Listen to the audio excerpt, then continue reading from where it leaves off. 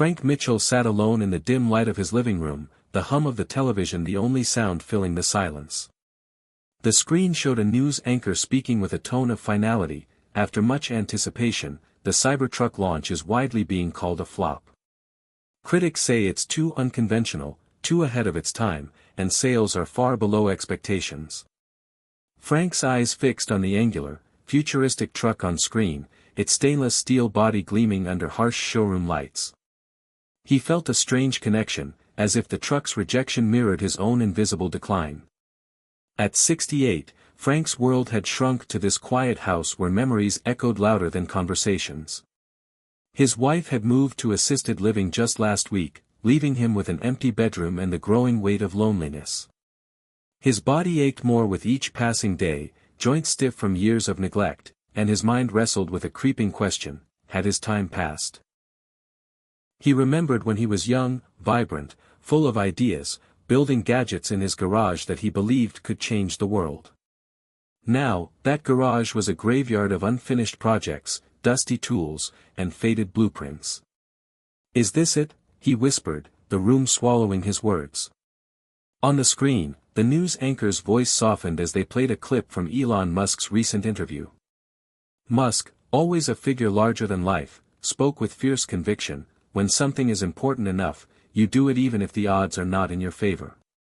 Frank leaned forward, the words igniting something deep inside him, a spark long buried beneath years of disappointment. Could it be true? Was it really too late to fight, to create, to matter again? Outside, the wind whispered through the trees, a reminder of the relentless passage of time. Frank's heart pounded not with defeat but with a fragile glimmer of hope. What if everything you believed about getting old was wrong? The voice inside him challenged. He pulled out his phone, fingers trembling as he opened a social media app. "Hit subscribe and leave a comment with where you're watching from. This story might just spark a new beginning.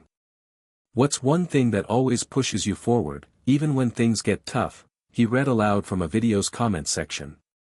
That simple question felt like a lifeline. Frank closed his eyes and thought about his late wife, their son who hadn't called in months, the friends who had drifted away. He thought about the dreams he shelved, the inventions left incomplete, the conversations never had. But somewhere beneath the weight of regret, a quiet voice whispered, "Not yet." In that moment, surrounded by shadows of the past, Frank decided he wouldn't let the night swallow him whole. He would find a way to light a fire, to push forward. The Cybertruck might have stumbled, but Elon Musk's relentless spirit was a beacon. And Frank was ready to follow its glow. Frank Mitchell's story wasn't always one of quiet despair and fading dreams. Once, his days were filled with purpose and possibility. Born and raised in a small town in Ohio, Frank grew up with a fascination for machines. As a boy, he'd take apart radios and lawnmowers, much to his mother's frustration, determined to understand how things worked. He built his first go-kart by the time he was 12, a clunky but thrilling creation that zipped down the neighborhood streets, earning wide-eyed admiration from friends and neighbors. After high school, Frank earned a degree in mechanical engineering, stepping into a world that seemed ripe for invention and change. His early career at a mid-sized manufacturing company was promising. He had ideas that challenged the old ways, often staying late in the workshop to sketch designs or tinker with prototypes. There was a fire in him, a restless energy that refused to settle for good enough. But life, as it often does, unfolded with twists and turns that dimmed his bright ambitions. He met Eleanor, his wife, in his early 30s. She was the calm to his storm, the steady anchor to his restless mind. Together they built a life filled with love, laughter, and shared dreams.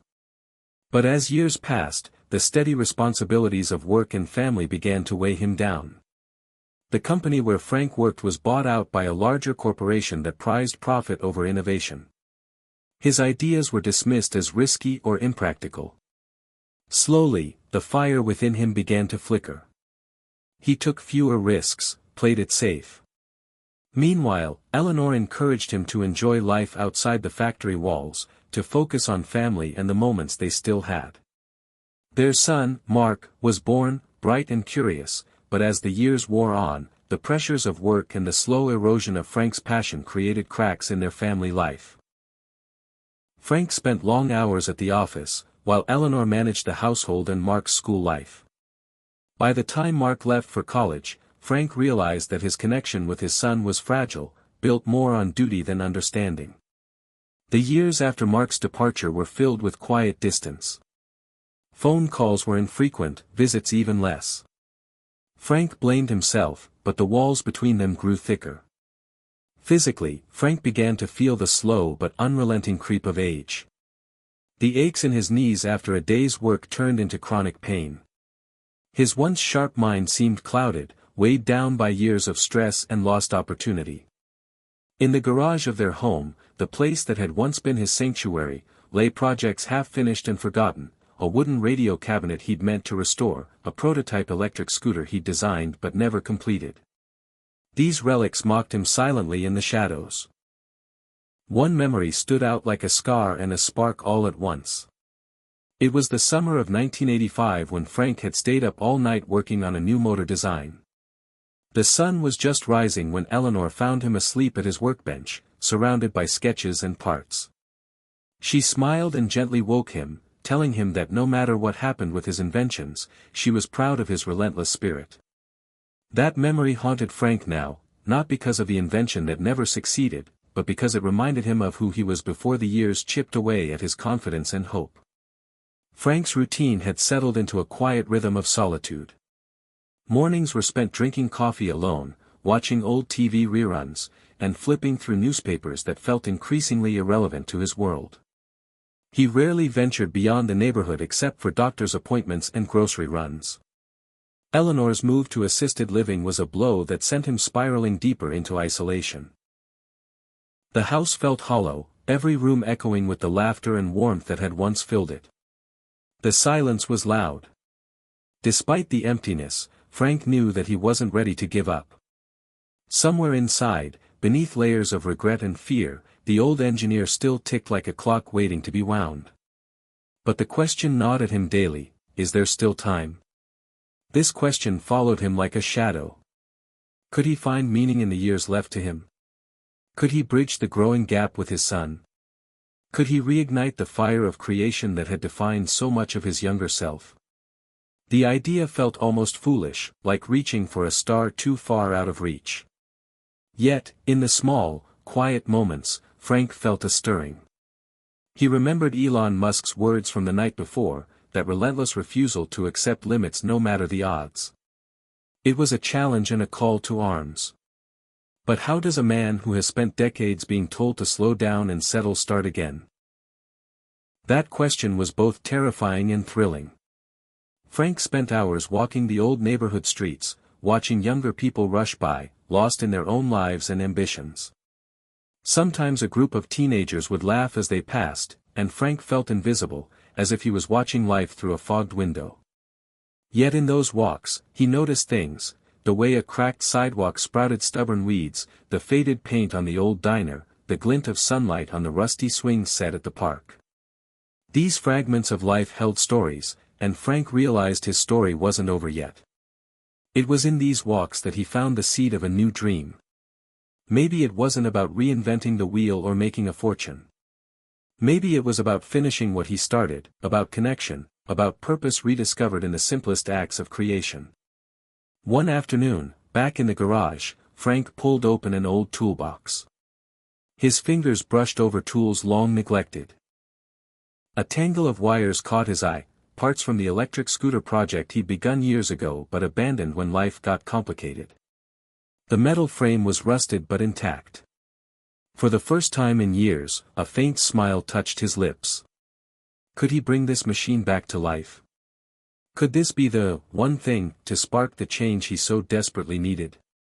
That night, Frank lay awake, mind racing with possibilities and fears. His body protested, but his spirit stirred. The road ahead was uncertain, full of challenges and doubts. But one thing was clear: the life before the shift was not the end. It was the foundation. And for the first time in a long time, Frank was ready to build again. Frank Mitchell sat at his kitchen table, the morning light filtering weakly through the blinds, casting long shadows across the worn wood. The silence of the house pressed down on him, heavier than ever since Eleanor moved into assisted living. His fingers drummed nervously on the tabletop as he wrestled with the thoughts that had become a relentless echo in his mind. Is it too late to change? Does anyone even care anymore? What's the point of trying if the world has already moved on? He glanced at the unopened envelope from his doctor, a routine reminder of his physical decline. Slow down, the note had said, though Frank felt anything but ready to slow. Outside, a car passed, its engine humming, a reminder of movement and life he felt cut off from. The neighborhood had changed, younger families with children in strollers replaced the friends he once knew. Conversations at the local diner seemed to swirl around technologies and dreams that felt foreign to him. Sometimes, he felt invisible, like a shadow fading into the background. Even his own son, Mark, had grown distant, phone calls now terse and infrequent, visits rare. Their last exchange had ended with Mark's frustrated words, "Dad, maybe it's time to accept things as they are."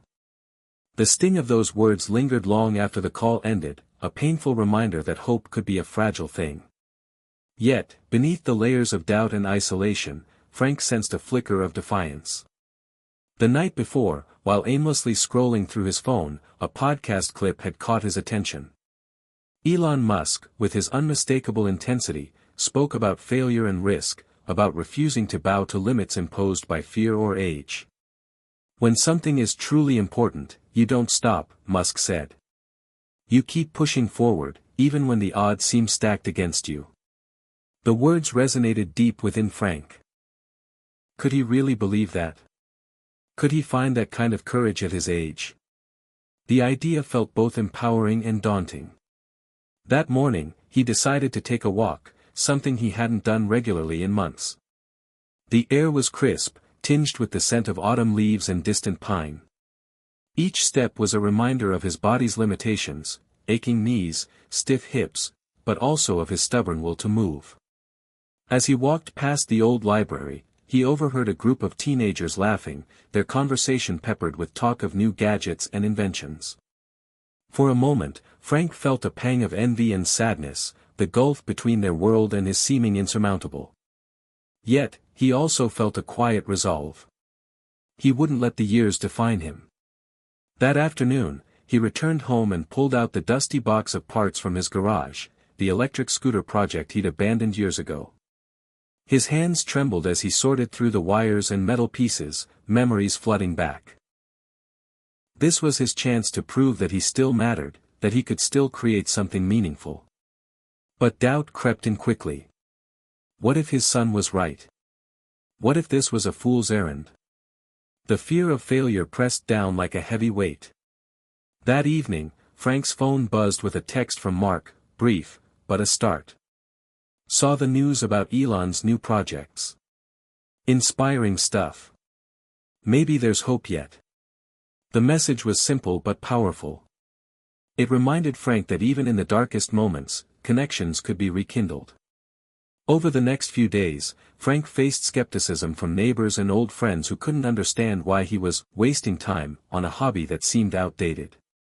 But with each small step, tightening a bolt, rewiring a circuit, he felt a growing sense of purpose. He began to see Elon Musk not just as a tech billionaire but as a symbol of fearlessness, a rebel against the idea that age or failure should dictate one's path. His inner war was far from over, but for the first time in years, Frank felt the stirrings of hope. He was ready to fight for his place in a world that often seemed to have forgotten him. Frank Mitchell stood in the dim light of his garage, surrounded by the scattered pieces of the old electric scooter project that had once seemed like a distant dream. The smell of oil, rust, and metal filled the air, mingling with the faint scent of pine from the nearby woods that brushed against the windows. His hands were steady now, despite the tremors he sometimes felt, as he began to sort through the tangled wires and dusty parts. This was more than just a mechanical task, it was a reclaiming of his purpose, a bold step away from the resignation that had clouded his days.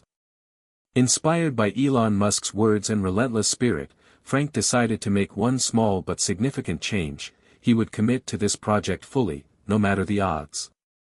It felt almost reckless, but for the first time in years, he felt alive with possibility. Each morning, Frank woke earlier than usual, his body aching but his mind sharp with focus. He created a workspace in the corner of the garage, clearing away the clutter and laying out tools like an artist preparing his canvas. He watched YouTube videos on electric motors and battery technology, revisiting principles he once knew but had long forgotten. Progress was slow and fraught with setbacks. A miswired circuit sparked and smoked, sending Frank scrambling for the fire extinguisher. The battery pack he ordered online was delayed by weeks, and some parts had to be custom-made, a challenge for his aging hands and dwindling finances. Yet, he persisted. Each failure became a lesson, each small success a victory. The process was physical, mental, and emotional.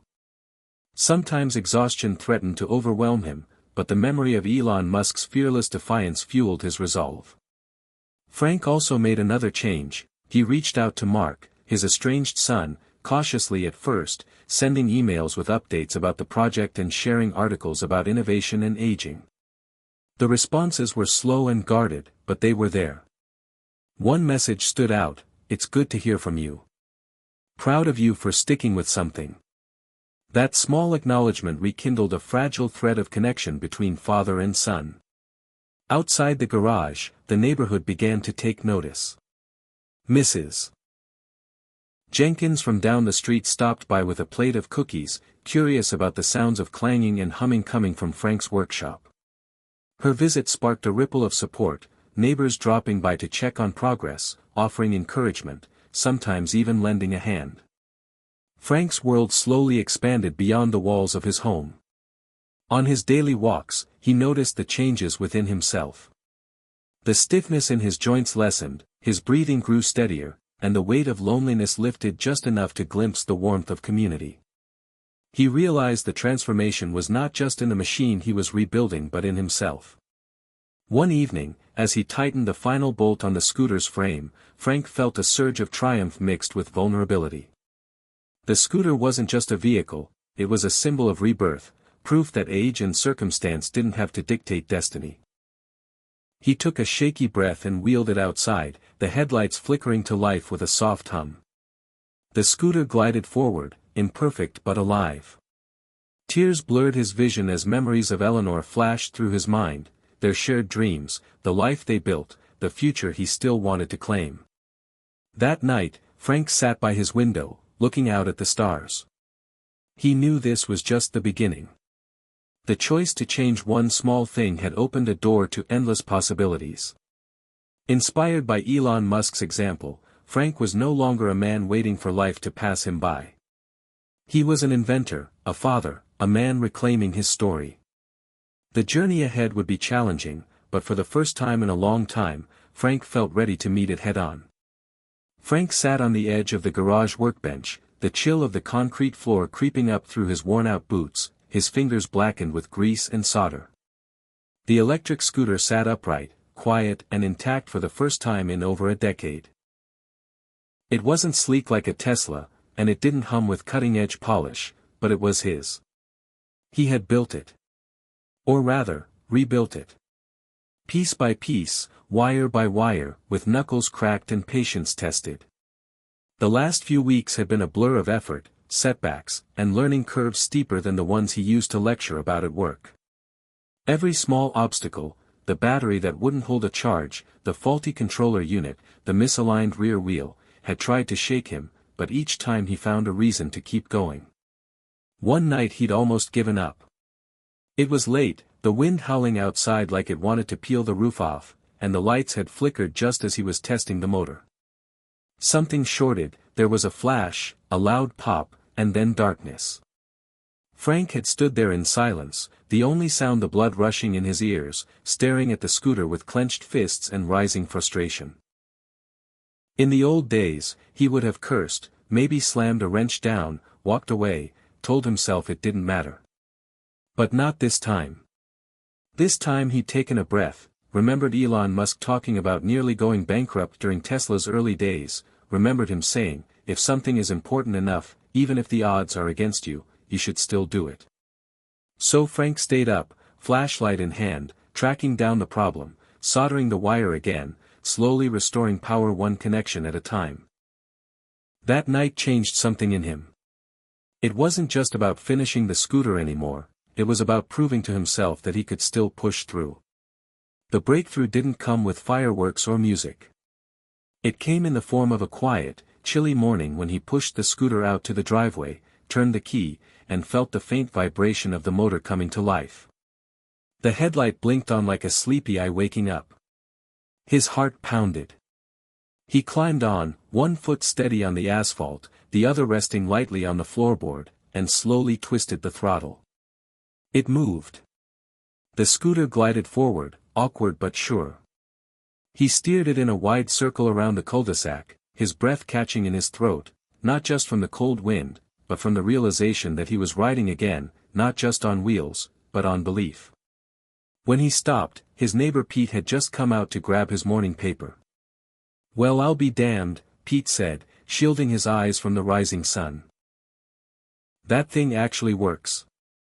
Frank laughed for the first time in weeks, nodding, pride swelling in his chest.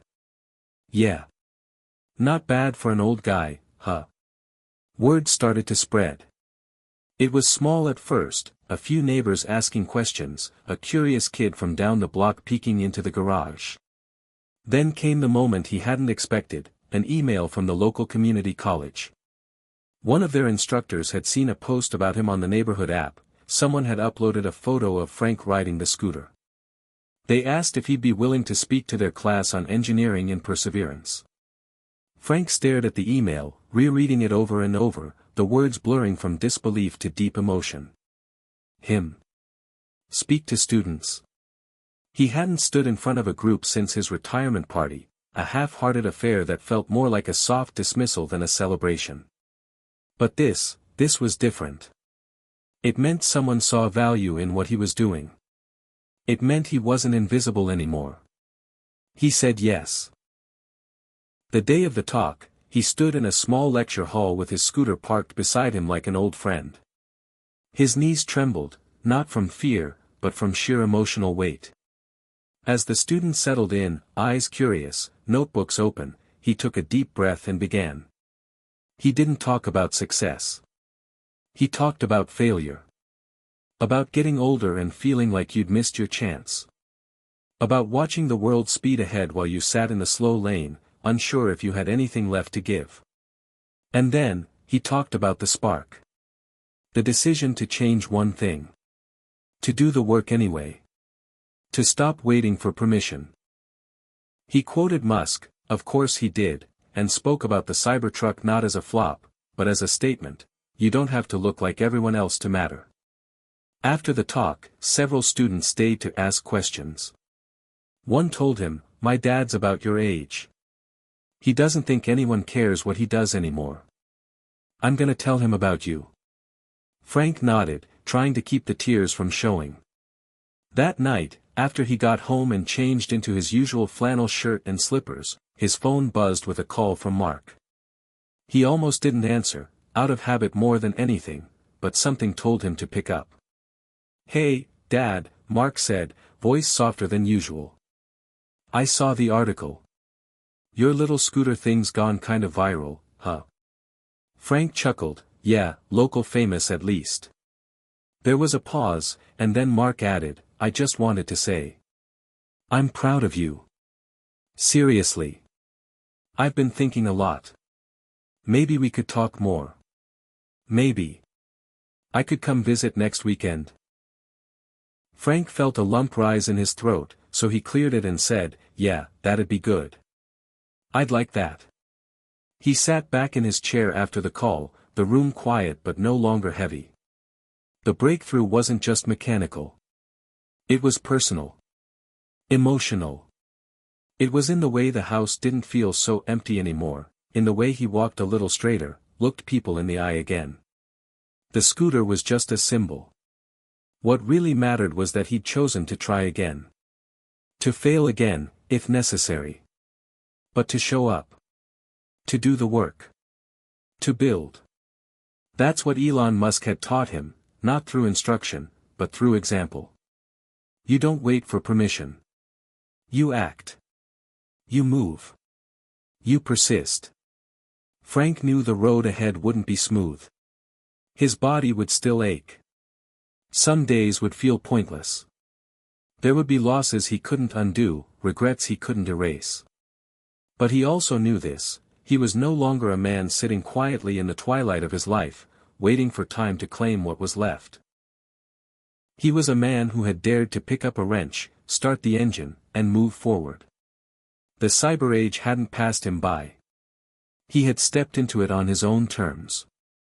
Frank stood at the window in his living room, his eyes following the movement of the trees swaying gently in the late afternoon breeze. The sunlight filtered through the yellowing leaves, casting soft patterns across the floor. It was the kind of still, golden moment that once would have passed without meaning. But now, everything had changed. He was different. Not louder. Not younger. Just more alive. Behind him, the hum of the scooter's battery charging in the garage added a low, steady heartbeat to the house. It was no longer a quiet house of absence and endings. It was a place of beginning. He glanced toward the table near the front door, where a neatly folded piece of notebook paper sat next to a small stack of envelopes. It was a letter he'd written the night before, addressed simply, "To anyone who feels like it's too late." He didn't know where he would send it yet, maybe the local newspaper, maybe a blog, maybe nowhere. Maybe it was just for himself. Still, the words had come pouring out of him like a dam breaking, not dramatic, just honest. It started with, "I thought I was finished. I thought the best parts of me were behind me. But I was wrong. And if you think that about yourself too, maybe this will help." That letter had come after a long conversation with Mark, who had visited just 2 days earlier. The visit hadn't been perfect. Mark still seemed guarded, careful with his words like he was afraid something might break. But there had been warmth. They'd shared coffee in the kitchen and laughed about the absurdity of a 68-year-old man rebuilding a scooter like he was launching a startup. Frank had told him about the talk at the community college, the emails from strangers, the kids who now rode past his driveway shouting, "Hey, scooter guy," as if he were some neighborhood legend. Mark had listened, really listened, and then said something that would stay with Frank forever: "You never gave up, even when the world told you it was time to stop." That's what I'll remember. That one sentence was more valuable than any trophy, any paycheck, any invention. That was legacy. Not what you leave behind in things, but what you leave behind in people. That night, Frank had stood in his garage, his hand resting on the cool metal frame of the scooter, and felt something he hadn't felt in years: peace. Not because everything had worked out perfectly, but because he'd shown up, day after day, and done the work. He had chosen to live again. He had risked failing in front of others and, more importantly, in front of himself. And in doing so, he had found something he hadn't realized he was missing: belief. He hadn't felt this grounded since the days Eleanor used to sit beside him in that very garage, holding bolts while he explained how voltage and resistance worked like water through pipes. He'd always wondered if she'd felt left out, but now he realized she'd simply loved watching him come alive. She had always seen the real him, even when he forgot who that was. Frank still visited her once a week at the assisted living center. Her memory flickered on and off like a faulty bulb, but when he told her about the scooter, about the talk at the college, sometimes her eyes would light up with that old, familiar twinkle.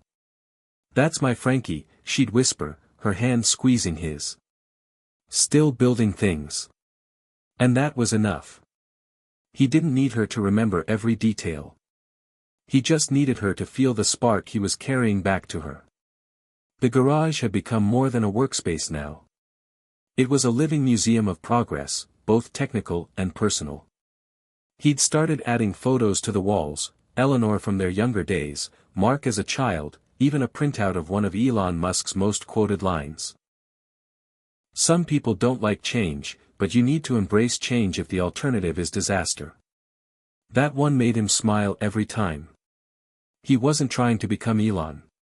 He wasn't trying to start a company or colonize Mars. But in his own small, real way, he was doing exactly what that quote urged, embracing change, because the alternative had been emotional death. He looked at the scooter, now more polished, better wired, slightly upgraded. He had ideas now. He wanted to add solar panels to the charger. He wanted to build a second one, a better one. Maybe even teach others.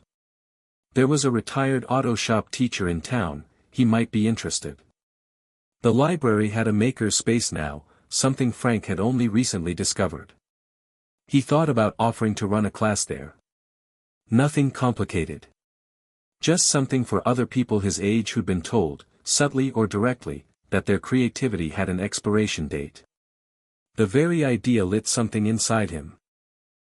The thought of helping others rediscover that spark was more fulfilling than any engineering award he'd ever won. Because now he understood something he hadn't in his younger years, being brilliant is one thing. But helping someone else believe in their own brilliance? That's legacy. Later that evening, Frank sat on the back porch with a blanket over his knees, his old transistor radio playing softly. The stars were beginning to prick the darkening sky, and the air smelled like dry leaves and smoke from someone's chimney. He thought about the world and how fast it seemed to move now. Drones in the sky, AI in the news, cars driving themselves. It could all feel overwhelming, isolating. But maybe, just maybe, there was still a place for people like him, people with calloused hands, patient minds, and stories worth telling. The Cybertruck, he realized, hadn't failed. It had challenged expectations. And like him, it had dared to be different. Frank smiled to himself, the corners of his eyes wrinkling. Everyone thinks the Cybertruck flopped, he whispered, almost like a prayer, but Elon's 3 steps ahead. Maybe more. Maybe way more. And maybe, so was he. He closed his eyes and let the breeze move through him. In his chest, the steady thump of a heart that had once grown quiet was now beating in rhythm with purpose. Not loud. Not flashy. But unshakable. Tomorrow, he'd get back to work. There were new ideas to try, new wires to run, new letters to write. But tonight, he would rest, not as a man who had reached the end, but as a man who had just begun again. Frank hadn't expected the past to come knocking again, but time, like gravity, had a way of pulling everything back down. It started with a voicemail, his old friend Jack Morgan, someone he hadn't spoken to in over 15 years. The message was short, but heavy. "Hey, Frank, it's Jack. Well, I could use a visit, if you're up for it. Things aren't so great. I heard about what you've been up to. Looks like you finally got that scooter working, huh? Call me back. Jack." The same Jack who used to build rocket-shaped soapbox cars with him in the alley behind their high school. The same Jack who drank too much at Frank's wedding, who helped Frank move 3 times in 5 years during the early job-hopping years, who vanished not long after retiring early from the tool and die plant. Frank stared at the phone like it had just delivered a message from another life. His fingers hovered over the screen for a full minute before he pressed "call back." They spoke briefly. Jack's voice was slower now, scratchy and defeated. "Cancer. Not the kind you walk away from." He was in a rehab facility about 40 miles north, up past the freeway where the trees grew thicker and the air changed. Frank agreed to visit that weekend. He didn't say it aloud, but part of him was scared. Not of Jack's illness, but of what it might reveal about time, mortality, and the things we leave unsaid for far too long. Saturday morning came gray and cool. Frank packed a thermos of coffee, loaded a small bag with some of the old photos he'd dug out from the attic, and strapped the folded scooter into the trunk of his sedan. As he pulled out of the driveway, he noticed his hands were trembling more than usual. It wasn't the cold. It was the weight. The weight of time. The rehab center was clean but sad, the kind of place where fluorescent lights buzzed louder than the voices, and the walls were painted in those muted colors meant to soothe but that always felt like surrender. Jack was thinner than Frank remembered, his frame swallowed by the blanket that covered his lap. But his eyes still held that familiar spark, dimmed but not gone. "Look at you," Jack said as Frank walked in. "Still upright. And still got that same damn frown when you're thinking." Frank laughed, pulling a chair close. "Yeah, and you still talk too much for a guy they said couldn't breathe without a machine." They talked for hours. About everything. About nothing. About the plant they both worked at, about Eleanor, about the time Jack tried to convince Frank to start a garage business and Frank said no because the baby was coming and life was already too full. "We should have done it," Jack said, staring at the ceiling. "Even if we failed, we'd have had the story." Frank didn't argue. Because now, looking back, Jack was right. They should have done it. The story would have been worth it. Jack wheezed a laugh when Frank told him about the scooter and the local college students calling him Scooter Guy. "Damn, Frankie, you always were stubborn. You really built it? Finished it?" "Yep." "Why?" Frank looked down, twisting the cap off the thermos and pouring them each a small cup. "Because I got tired of dying while still alive." Jack stared at him for a long moment, then nodded slowly. "You ever think about how many people go to their grave with the best parts of themselves still locked inside?" Frank nodded. "Every day." That night, Frank sat in his car in the parking lot for a long time before driving home. His eyes were heavy, not with fatigue, but with the quiet ache of regret mixed with clarity. He thought about all the times he'd chosen comfort over risk, safety over story. He had no interest in repeating those choices. Not anymore. Back home, the house felt different again. Still quiet, but now that silence held meaning. He pulled out an old notebook from his desk drawer, the one Eleanor had given him the year they turned 50, with the gold leaf inscription on the front, "Dreams don't expire." He hadn't touched it since 2007.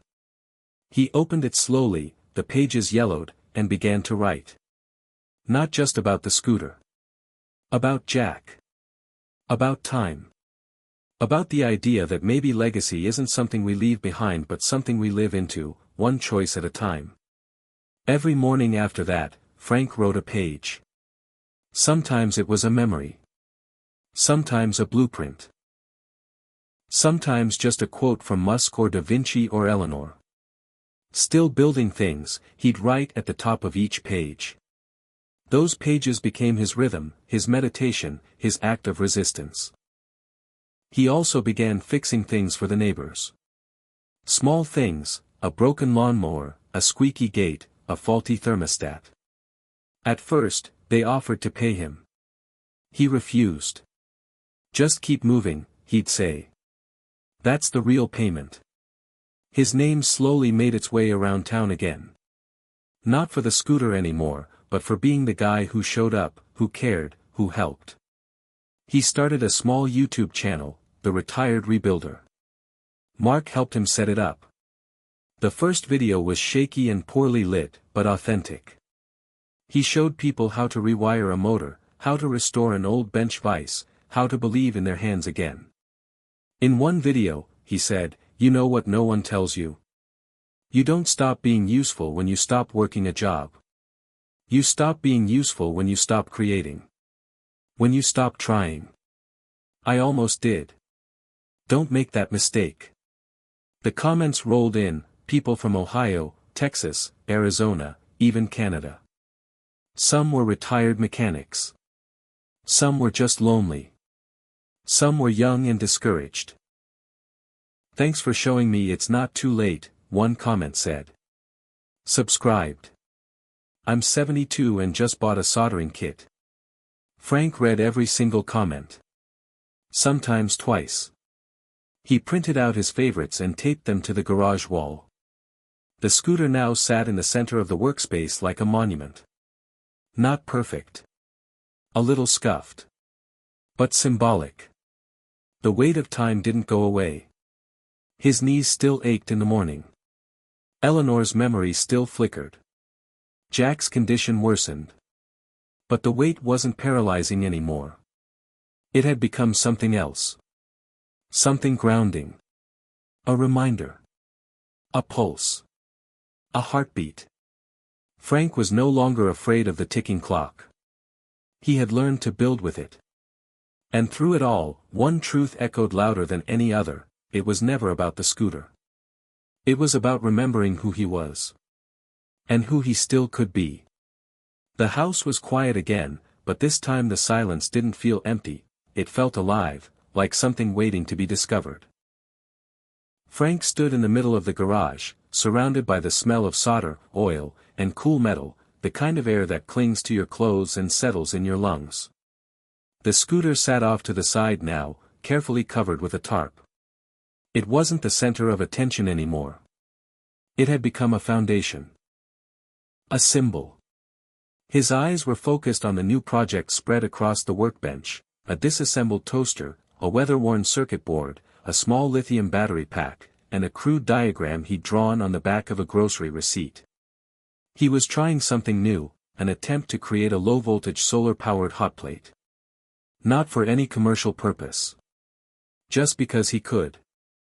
Just because his hands were restless, and his mind wouldn't stop whispering, what if? That whisper had returned in full force lately, louder each day, more persistent. It spoke to him in the quiet spaces, when the coffee maker gurgled in the early morning, when the breeze rattled the windows in the middle of the night, when the clock ticked without apology in the hallway. What if I build something that matters to someone else? What if I still have time? What if this is just the beginning? The garage had become more than a workspace. It was his monastery, his sanctuary, his think tank.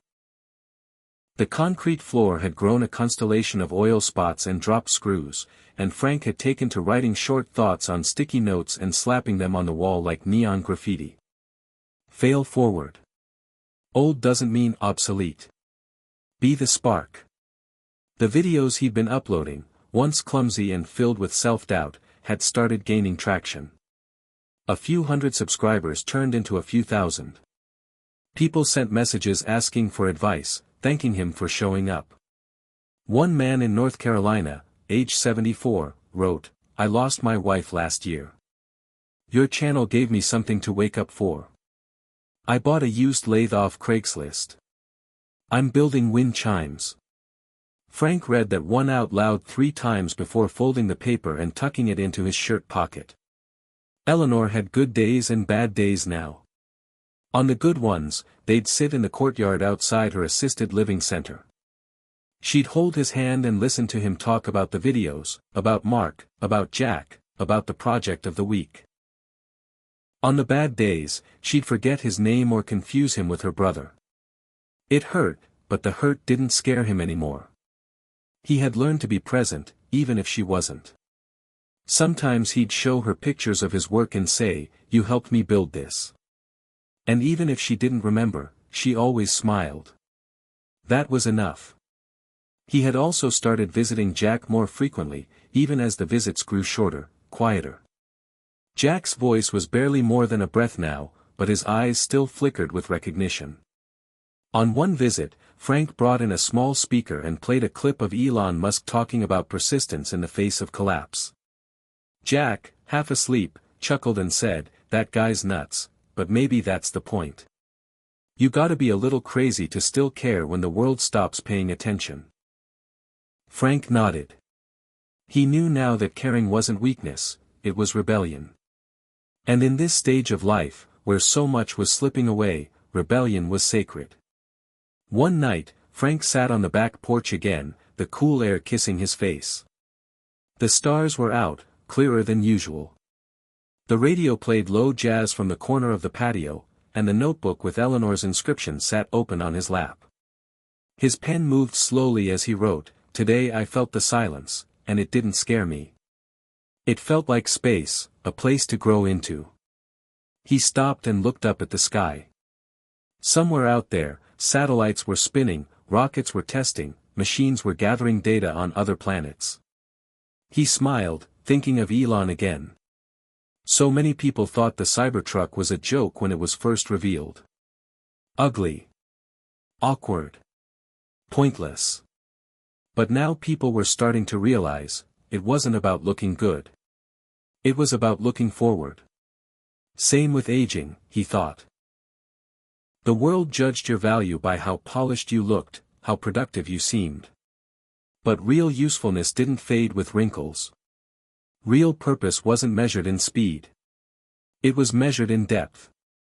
That night, Frank posted a video called, "What No One Tells You About Getting Older." It wasn't technical. It was just him sitting in front of the workbench, talking directly to the camera. People think silence means you've stopped mattering. But silence can also mean you're building something. Rebuilding something. Yourself. Your purpose. Maybe even your legacy. I used to sit here and feel invisible. Now I sit here and feel unstoppable. Not because I'm young. Not because I'm fast. But because I chose to light a fire instead of fading out. The video went viral. 20,000 views in 3 days. Then 50. He started getting interview requests, from podcasts, senior advocacy groups, even a startup magazine focusing on older creators. They called him a late-life innovator. A digital elder. A Rust Belt Renaissance man. He laughed at the labels, but part of him also felt deeply seen for the first time in years. Mark sent him a message after watching the video. It was short but heartfelt. "I showed this to my kids. You're officially cooler than me now. Proud of you, Dad." Frank hadn't cried in a long time. He did then. Not because of the fame, not because of the numbers, but because of that one word, Dad. It meant that the silence between them had been broken. The next week, Frank was invited to speak on a panel about technology and aging. He hesitated. It would mean flying across the country, being around people younger, faster, probably better with words. But Eleanor, on a rare lucid day, squeezed his hand and said, "Don't stop now, Frankie. You've come too far." So he said yes. He started preparing his talk the way he'd once prepared blueprints, deliberately, carefully, with purpose. He wasn't going to tell them how to build a scooter. He was going to tell them how to rebuild a life. And he wasn't going as someone desperate to be noticed, he was going as someone who had finally remembered that he still mattered. The night before his flight, he stood in the garage, looking at the sticky notes on the wall, the tools neatly organized, the quiet hum of something charging in the corner. The silence didn't intimidate him anymore. It was his partner now. In that silence, he'd found strength. In that silence, he'd found space to begin again. Sparks didn't always roar to life. Sometimes they whispered. But even the quietest spark, when protected and fed, could burn through the deepest dark. Frank turned out the light in the garage and walked back into the house, his step steady. The silence followed him. But now, it was full of possibility. Frank had never liked airports. The noise, the crowds, the artificial lights flickering above a sea of people moving in every direction, it always felt like chaos. But this time was different.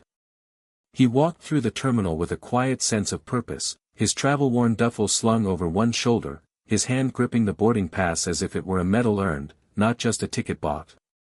At 68, this was his first solo flight in more than 20 years.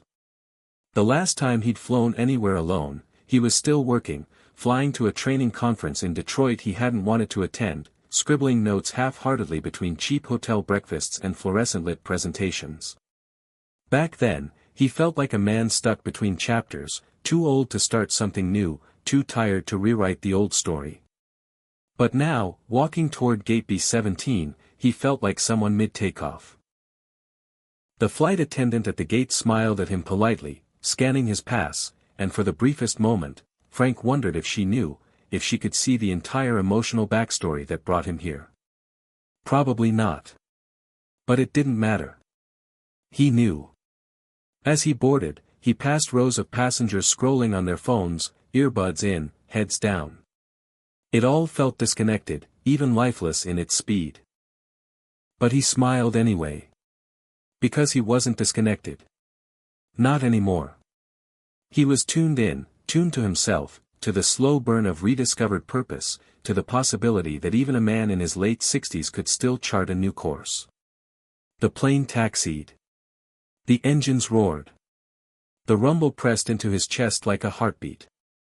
As they lifted off the ground, Frank watched the world below shrink into organized grids of streets, cars, and lights.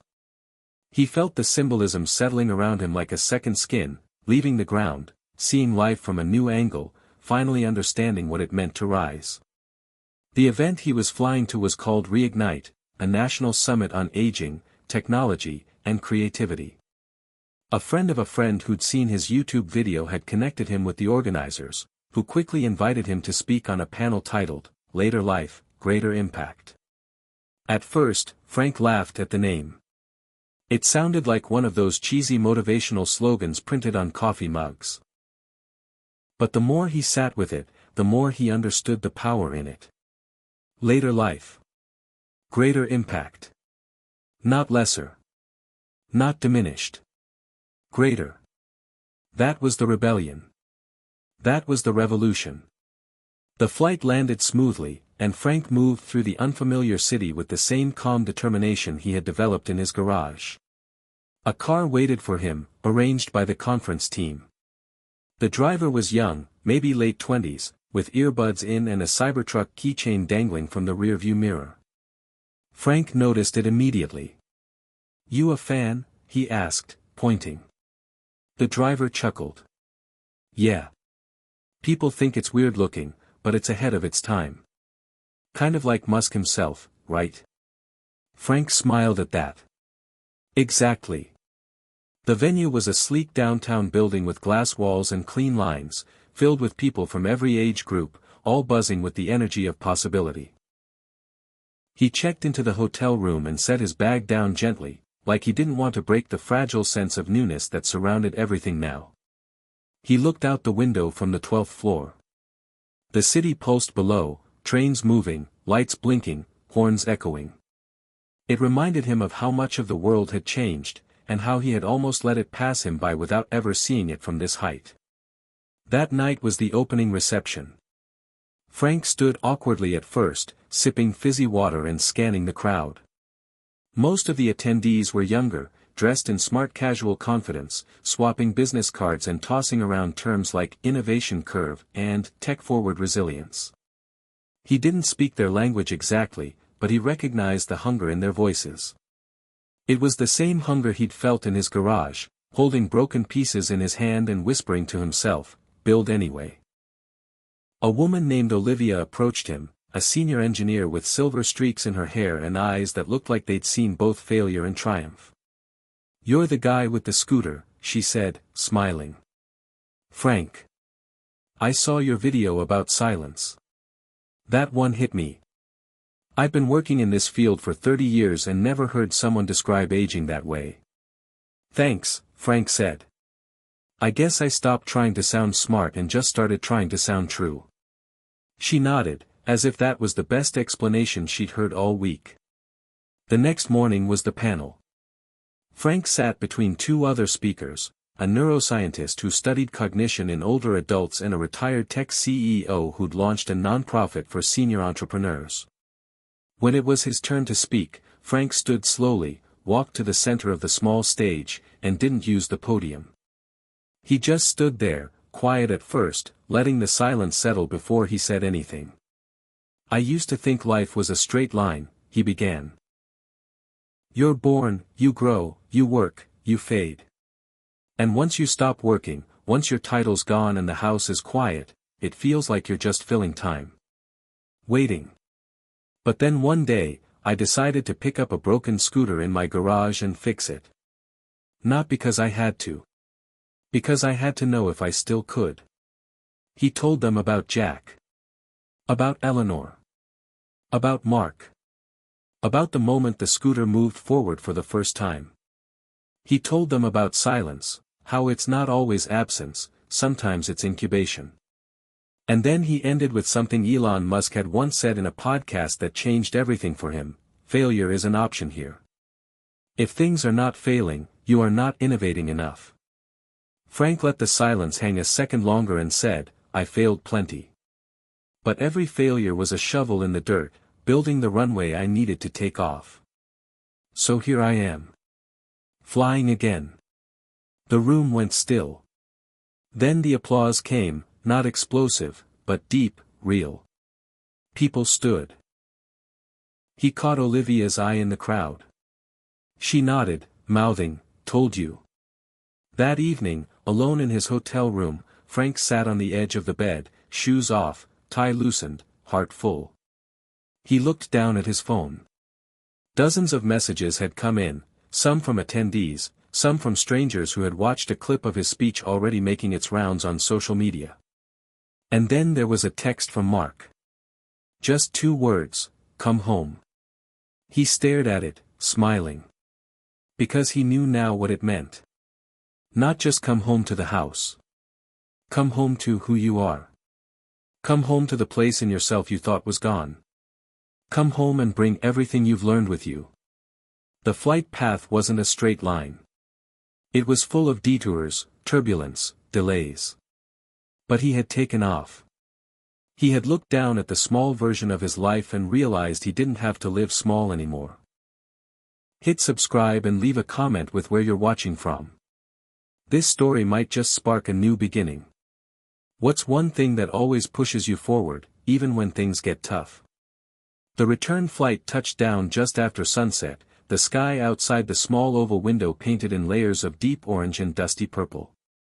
Frank sat still as the plane taxied, hands resting calmly on his knees, eyes fixed not on his phone like the others around him, but on the slow roll of concrete outside. He wasn't in a hurry.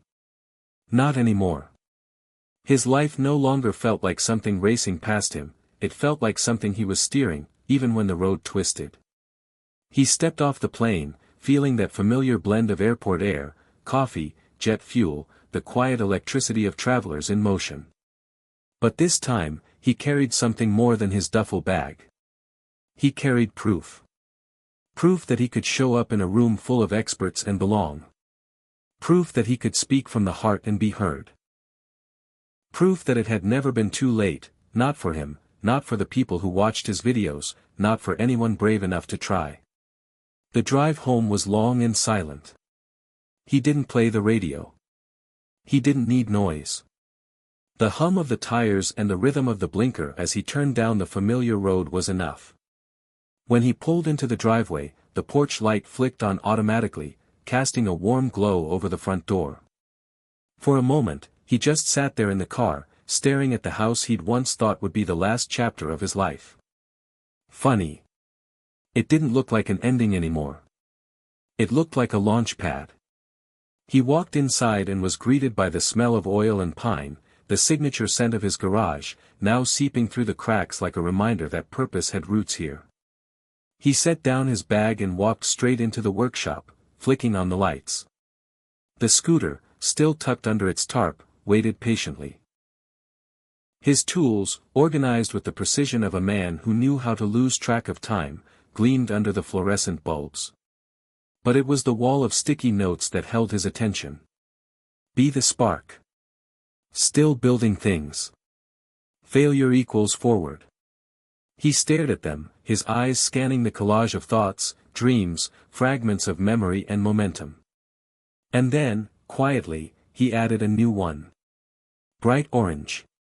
Bold black marker. You carry it back so others can carry it forward. He didn't need to explain it. He understood it now in his bones. The point of going out into the world, of speaking, failing, rebuilding, wasn't just to find yourself. It was to bring something back. For others. For the next person wondering if they still mattered. For the kid across the street. For the woman at the grocery store who always looked tired but curious. For Jack, whose time was running out. For Eleanor, whose mind drifted further away with each visit, but whose presence still anchored him. The next morning, Frank visited her. It was chilly, and she was bundled in layers, her thin hands wrapped around a mug of cocoa. He sat beside her, told her about the flight, the panel, the people who stood and listened. She nodded, smiling, even if the names didn't land, even if the timeline didn't make sense. "You're still doing your thing," she whispered. "I'm proud of you, Frankie." He held her hand for a long time. No need to say more. That night, he opened his inbox. Dozens of new messages. People asking him to mentor, to speak, to teach. One was from a local high school teacher who had shown Frank's silence video to her students. "They had no idea someone your age could still chase something," she wrote. "You gave them a new blueprint for what aging could look like." Frank leaned back, letting that land. A new blueprint. That's what this was. Not just a story of personal change. A model. A map. A reminder. Over the following weeks, the requests grew. Not overwhelming, but steady. A retirement center wanted him to lead a monthly class called Hands-on Revival, a workshop for seniors who wanted to tinker, build, restore. A small podcast invited him to speak about engineering your second act. A startup founder asked to feature him in a short film about post-retirement innovation. Frank said yes to all of it. Not for ego. For legacy. He also said yes to something else. Mark invited him to visit the kids' school, to talk about how things used to be built. Frank showed up with a box full of gears, old motors, wires, and one of the first radios he'd ever taken apart as a kid. The students, middle schoolers mostly, were fidgety and distracted at first. But when he started showing them how a circuit actually worked, when he held up the scooter's original motor and said, "This thing taught me more about life than most people ever will," the room fell into that quiet stillness reserved for people hearing truth. After the talk, one girl stayed behind. Maybe 12. Big glasses. She held up a drawing of a robot she wanted to build. "My parents said it's a silly dream," she said softly. "Is it?" Frank looked at the drawing. It was rough but imaginative, little wings, tiny wheels, a sensor where the eyes should be. "No," he said. "It's not silly. It's a spark. You hold on to that." She nodded, beaming. When he got home that day, he added another sticky note to the wall. "Sparks become bridges." In the quiet nights that followed, he began writing again, only this time, not just in the notebook. He began drafting a book. A guide, maybe. A memoir, maybe. A roadmap. Working title, Still Building Things. He didn't know if anyone would publish it. That wasn't the point. The act of writing, of shaping the lessons he'd lived into something others could carry, that was the point. One evening, while recording a video about beginner soldering techniques, he paused halfway through, looked into the camera, and said, "If you're watching this thinking you've missed your shot, I want to tell you something. You haven't. You just haven't started the right project yet. Don't count yourself out. Start small. But start." The comments section lit up. One said, "My grandson and I are now building a bird feeder together. Thank you, Frank." Another, "I'm 63. Just bought my first set of tools. You're the reason." And another, "Everyone thinks the Cybertruck flopped. But I see now. Musk wasn't building a truck. He was building a signal. Something weird, bold, undeniable. You're doing the same. Thank you." Frank sat back, tears in his eyes. He wasn't chasing relevance anymore. He had become something else, an example. Not perfect. Not polished. But real. What he carried back from that flight, from that silence, from the depths of feeling forgotten, was something powerful. He had carried back proof that transformation was still possible. He had carried back a story others could build on. And most of all, he had carried back the fire. It started with a knock on the garage door. Not the front door of the house, no one came through there anymore. But the side entrance, the one painted red from years ago, when Eleanor had wanted to add a pop of color. Frank was in the middle of testing a voltage regulator when he heard it. Not loud, not urgent. Just curious. He wiped his hands on a rag and walked over, pulling open the door to find a boy, probably 13 or 14, standing there with a backpack slung over one shoulder and an expression that was part admiration, part nervous energy. Are you the guy with the scooter?" the boy asked. Frank smiled. "Depends. You here to steal it?" The boy blinked, then laughed. "No, sir. My mom saw your video. She said you lived nearby. I like building stuff, but I don't really know anyone else who does." She thought maybe. Frank opened the door wider. "Come in." And just like that, the workshop grew. The boy's name was Cody. He lived 2 streets over with his mother and younger sister. His dad had walked out 3 years ago, and since then, Cody had taken to fixing whatever he could get his hands on, microwaves from neighbors' curbs, toy drones that no longer flew, even a broken RC car that he tried to convert into a lawn sprinkler. Frank didn't ask for much. Just respect for the space, curiosity, and a willingness to learn without rushing. Cody showed up every Saturday after that, sometimes after school on Wednesdays too. He asked a million questions, took notes, filmed everything on his old phone, and built a steady rapport with Frank that felt both natural and quietly healing. For both of them. Cody wasn't the only one. Word got around. By mid-October, there were 3 others: Marcy, a retired chemistry teacher; Darnell, a 62-year-old former welder who missed the feel of tools in his hands; and Jamie, a recently divorced woman in her 50s trying to rebuild more than furniture. Frank didn't advertise. He didn't post flyers. It wasn't that kind of thing. It grew organically, through whispers, curiosity, and need.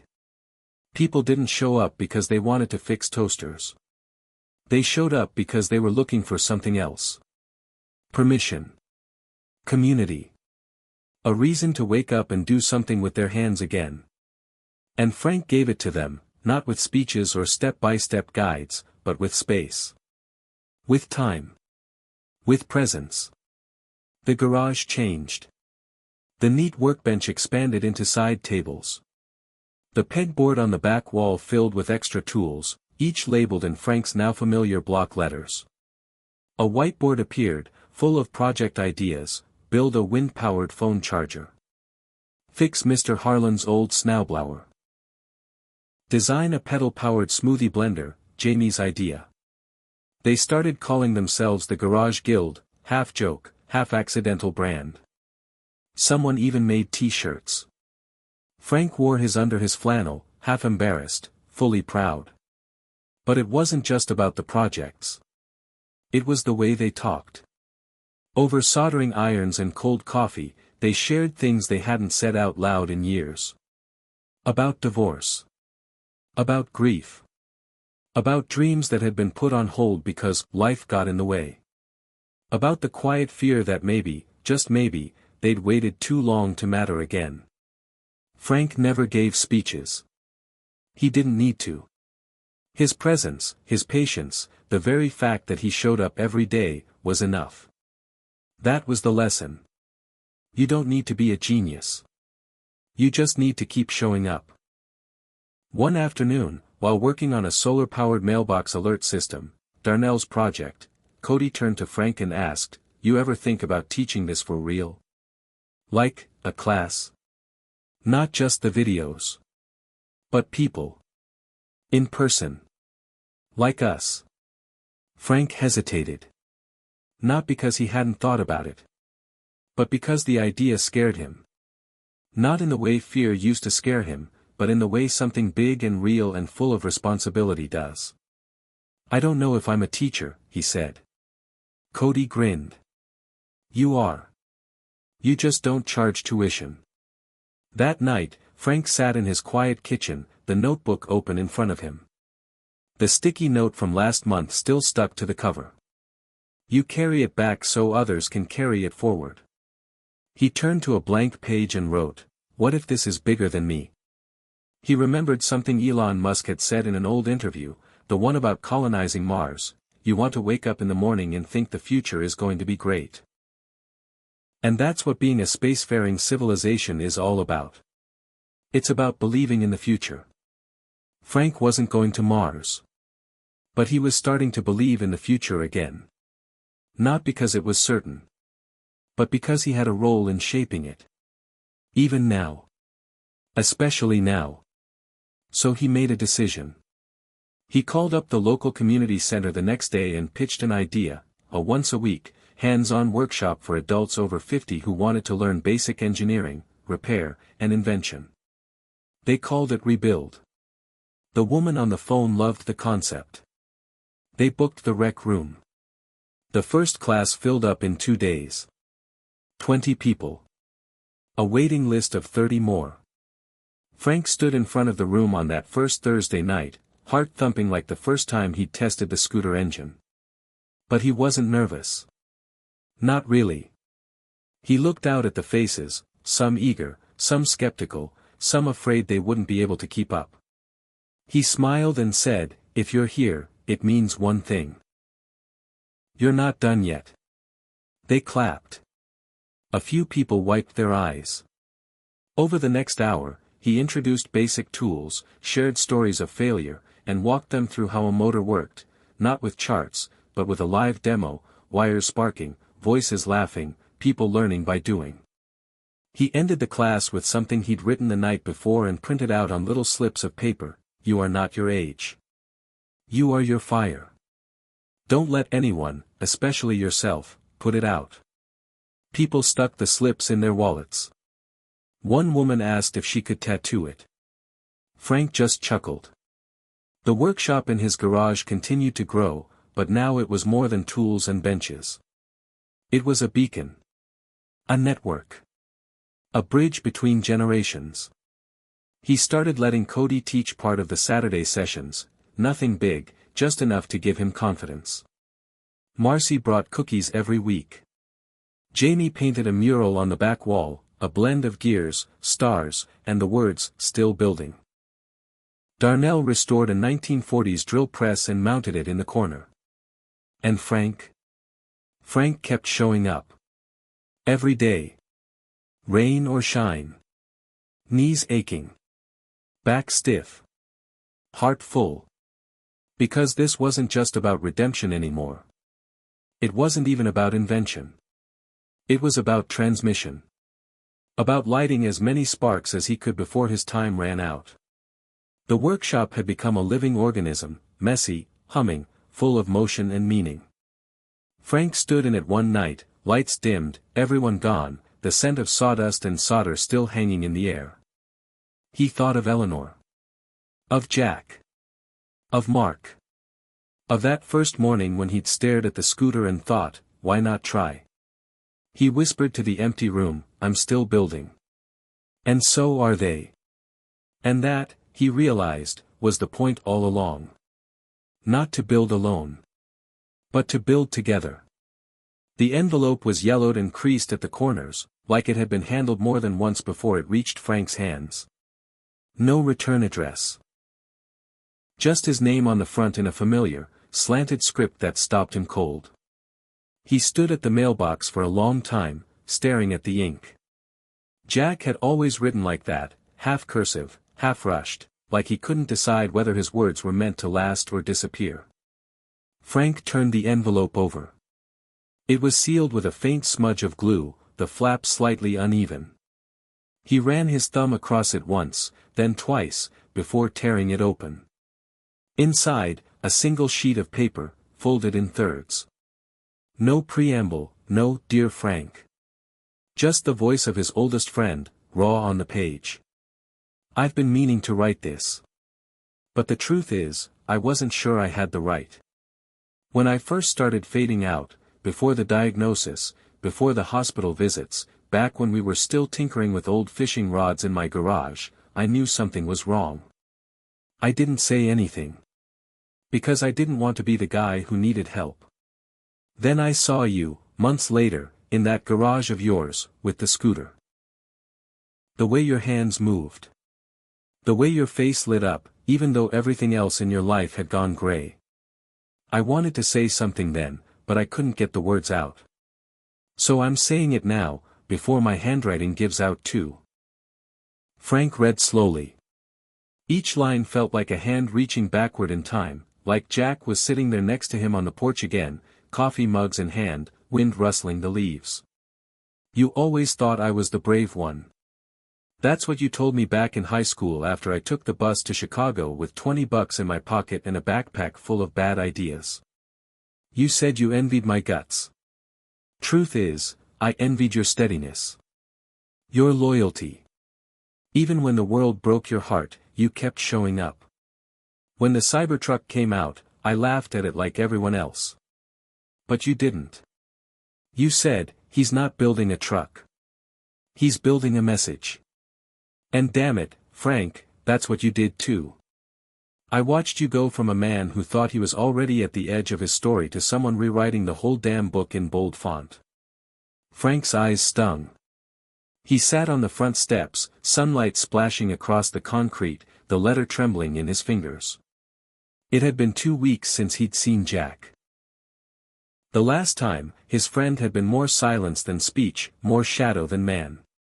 Frank had brought him a small solar fan they'd built together years ago, just to keep the stale hospital air moving. Jack hadn't said much then. But now, here he was, filling the air with the words Frank didn't know he needed. I don't have much time left, and I'm not afraid of that. What I'm afraid of is going without saying thank you. You didn't just wake yourself up. You woke me up, too. You made me believe we could still build something that mattered, even if no one else was watching. I've been writing again. Just little things. Jokes, mostly. Some stories I remembered. The nurse here prints them out for me. She says they make her laugh. That's enough for me. I don't want to go out quiet, Frank. I want to go out like that scooter, surprising people, proving something still works when they've already counted it out. Frank folded the letter carefully, like it was a sacred thing. He placed it in his shirt pocket, where he could feel it over his heart. Then he stood, walked inside, and sat at his desk, where the corner of his notebook was already dog-eared and waiting. He turned to a new page and wrote at the top, what would Jack build? He didn't know yet. But he knew he'd find out. That afternoon, he drove to the hospital. No camera. No notes. No expectations. Just himself and the letter, still pressing gently against his chest. The hall smelled like antiseptic and wilted flowers. The lights buzzed overhead with the kind of quiet that had once unnerved him, but not anymore. Jack was asleep when he arrived. Thinner now. Pale. But peaceful. Frank sat beside the bed, held the letter in his hand, and whispered, I got it. He didn't know if Jack could hear him. But the words weren't just for him. They were a promise to himself. A week later, Jack passed. Peacefully, the nurse said. At sunrise. Like a man closing the book exactly when he was ready. At the small memorial, Frank was asked to say a few words. He stood in front of a modest gathering, old friends, cousins, a few people from the workshop. And Cody, who stood near the back, hands in his pockets, eyes wet. Frank didn't prepare a speech. He didn't need to. Jack once told me, he began, that he didn't want to go out quiet. He wanted to go out like that scooter we built, scrappy, unexpected, and still proving something. I think he got his wish. Because I'm standing here right now, still building. Still believing. Because of him. After the service, he returned home and went straight to the garage. He pulled out a small, empty shadowbox frame Eleanor had once bought for a forgotten photo project. Into it, he placed Jack's letter, folded just enough to show the words at the top. He mounted it above the main workbench, just under the whiteboard. The next day, the guild gathered for their usual Saturday meetup. But Frank had something different in mind. He stood by the board, tapped on the new title written in thick black marker, the Jack Project. We're going to build something in his memory, he said. Not a statue. Not a plaque. Something useful. Something weird. Something that says, I'm still here. Ideas? Hands shot up. Ideas flowed. A bookshelf that talked. A wind chime that recorded voices. A bike-powered popcorn machine. Laughter bounced off the walls. They didn't choose right away. That wasn't the point. The point was to keep the spark moving forward. That was the real invention. That night, Frank posted a new video, not a tutorial, not a story. Just a message. Some people leave money behind. Some leave buildings. My friend Jack left behind a reason. A reason to keep making things. To keep showing up. If you're watching this and you've lost someone, I want you to know, their story doesn't end with them. It keeps going in whatever you choose to build. Don't let that be nothing. Let it be something wild. The video went viral. Again. Comments poured in from people across the country, sharing stories of parents, siblings, friends, all gone, all remembered through small acts of creation. A woman in Vermont rebuilt her father's old lawnmower. A man in Arizona tuned his late wife's guitar and recorded a song. A pair of twins in Oregon restored their grandfather's workshop and turned it into a community tool library. Frank didn't reply to every comment. But he read every single one. And each time, he whispered, "That's for Jack." The days moved forward, and so did the project. Slowly. Carefully. Together. The workshop didn't just grow in size, it grew in soul. In purpose. It had become a living story, with Jack as one of its founding characters. Frank often caught himself glancing at the letter on the wall, especially on hard days. Days when the solder didn't hold, or his knees gave out, or Eleanor didn't recognize him. But the letter was always there. And so was the fire. Still building. Still believing. Still carrying it forward. In the early morning light, the workshop felt different, less like a garage and more like a living space, humming with potential. Chairs were lined up in front of the whiteboard. On it, written in bold marker, the Jack Project. Below that, a question: what would still matter in a world that says we're done? Frank stood silent for a moment, old instincts of hesitation whispering that he should stay in the corner, fade into the background. But he had grown too much for that.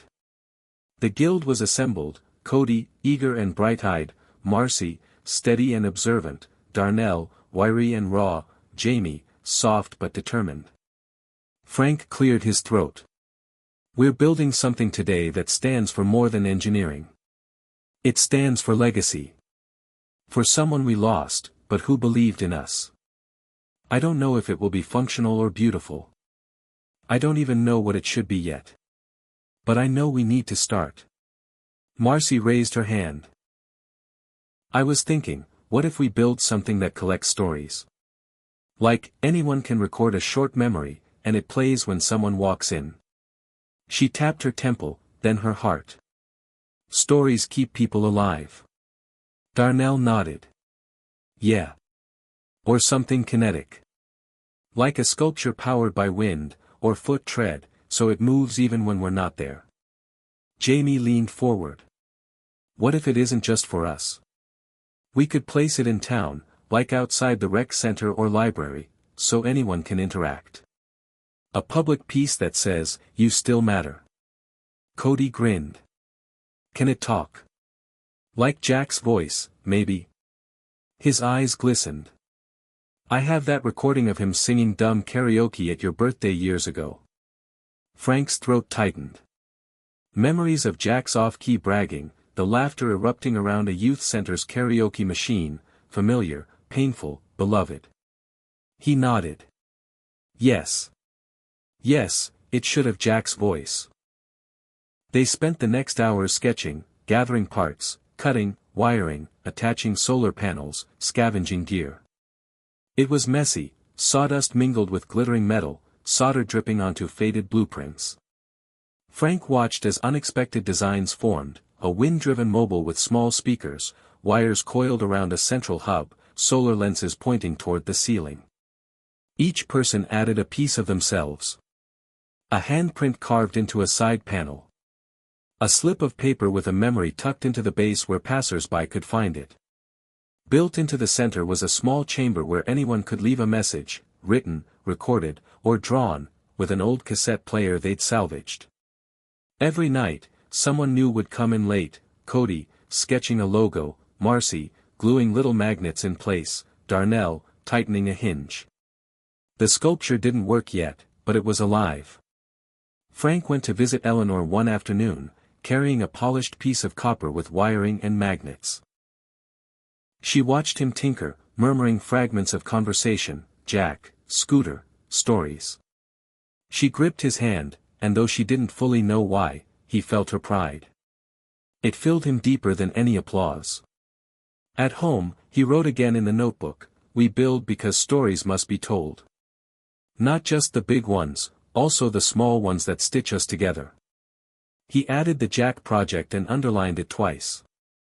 When the day came to present, they wheeled it out to the town rec center lawn. It sat there, a strange, makeshift beacon among picnic tables and basketball courts. It looked whimsical and meaningful, odd enough to stop you, powerful enough to make you stay. Frank stood beside it as people trickled by, neighbors walking their dogs, kids biking, older folks on benches. Some stared curiously, some smiled. Frank explained, "This is a space for stories, yours, ours, Jack's." He gestured to a small speaker set to ambient crackle. He pressed play. For a moment, the garbled echo of Jack's laughter and off-tune singing drifted. A few people turned. A woman gasped and stepped closer. She recognized the voice. A man muttered, "That's Dave's brother." Another child cupped his ears. It sparked something everywhere around it, interest, memory, recognition. Over the next week, the sculpture became known as the Memory Machine. People dropped in playlists of old songs. Kids taped pictures inside with notes. A couple left a letter, "Thank you, Jack, for teaching courage." One afternoon, Darnell sat beside it, eyes unfocused on everyone's childhood drawing stuck inside, tears sliding down his cheeks. Frank visited Mary, the librarian. She said two things, "This town could use more wonder," and, "You did that." She carried a cookie. He carried that praise in his coat pocket the rest of the day. They filmed the Memory Machine for Frank's channel. In the video, he said, Jack asked not to go out quiet. If this is quiet, it's a beautiful kind of quiet. A shared heartbeat in metal and memory. The video went out. Comments poured, a community in bloom. One comment from a woman in Florida, "I don't know who Jack was, but I needed to hear his voice today." Another, "My mom recorded her voice years ago. I never knew why. Now I do."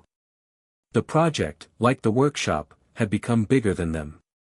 Back home, Frank sank into a chair. His body hurt more than usual, the kind of ache that comes when your spirit runs miles you thought your bones couldn't still travel. He looked up at the letter on the wall. The voice recording, the memory machine, the community, all of it was for Jack, yes. But also for that hidden self he once thought he'd lost. He flipped the notebook's page. Under "What would Jack build?" he scrawled, "This." Then, "What do I build next?" The answer came slowly, through quiet nights tracking video comments, visits with guild members, shared laughter, shared tears. He didn't know yet. The sketchbook lay open on the kitchen table, half-drawn ideas tumbled out like embers. A bicycle-powered sound system. A community-powered generator. A story-sharing phone box. He closed the book and looked out the window. The memory machine stood silent now, but buzzing with presence. A reminder that even when time diminishes us, our stories can still shine. And Frank, whose heart felt older and more hopeful than ever, knew that building never ends. It just changes shape. In the quiet that followed the memory machine's unveiling, Frank discovered a different kind of noise, one you couldn't hear, but could feel. It wasn't in a motor's hum or a bolt's click. It pulsed beneath the surface, like a low-frequency vibration that settled in the chest after you've rediscovered why you wake up in the morning. At first, it was barely perceptible. In the drone of the refrigerator. In the hum of his feet on the wooden floor. A soft reminder that something in him had shifted, steady, resilient, alive. The workshop didn't slow. If anything, it rippled outward. Cody started bringing friends once in a while, teenagers curious about the strange, humming sculpture in the center of town. One afternoon, 3 of them hovered by the door, hesitant, until Frank beckoned them inside with a gentle wave. They came, tentative, but stayed. One asked what the memory machine was all about. Frank stood and explained, "It's for stories. For sharing. For remembering." The teens nodded, not fully sure why they felt drawn, but drawn they were, like moths to a light shaped by vulnerability and hope.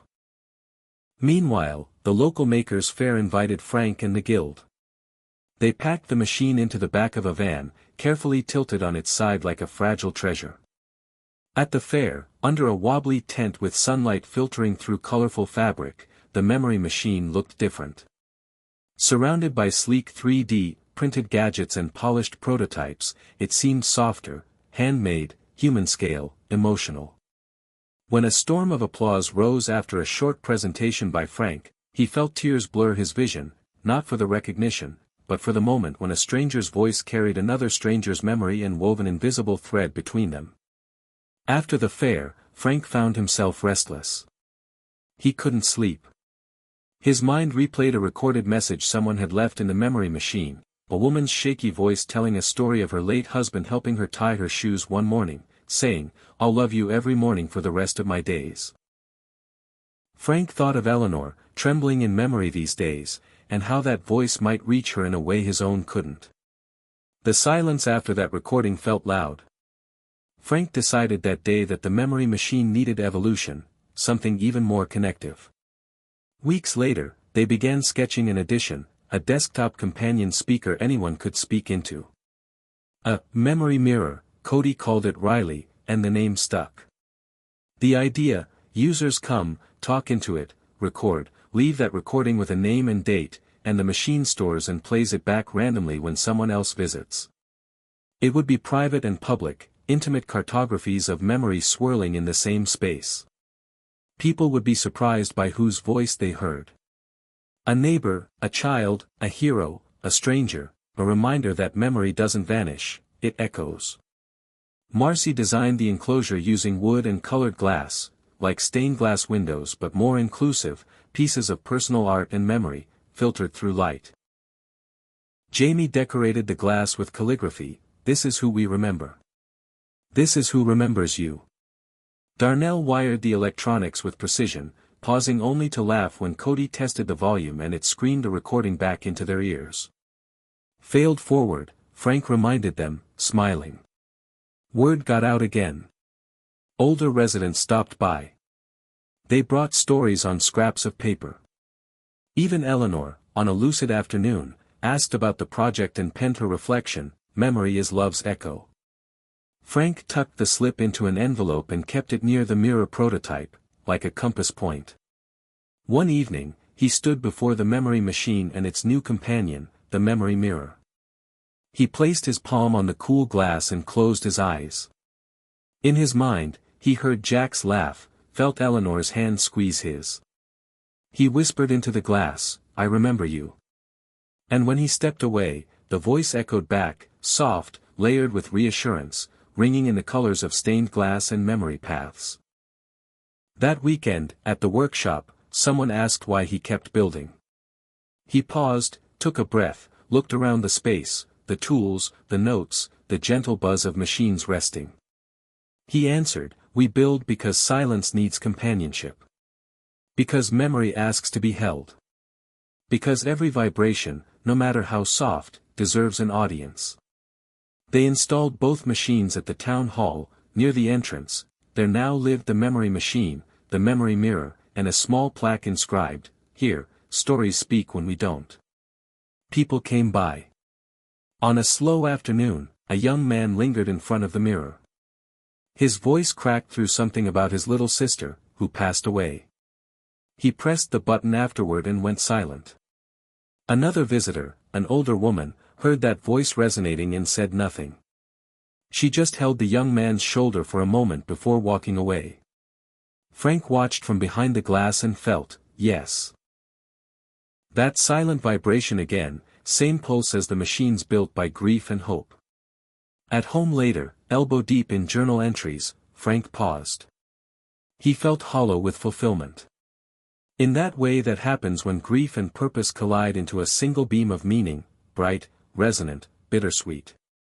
He scrawled into his notebook, "Today, I felt the echoes become a choir." He looked out at the stars scattered across the night sky. Somewhere out there, rockets drifted, satellites spun. He thought of Elon Musk again, not in awe, but in kinship. Building when no one guarantees success. Saying yes to the unknown. Frank quietly whispered into the night, "We are still building." Frank sat in his worn recliner, the dim glow of the evening lamp casting long shadows across the room. The memory machine hummed softly in the corner, a gentle reminder of the connection he had sparked in his town, but tonight, his mind was restless with a different kind of noise, the silence between him and his daughter, Lisa.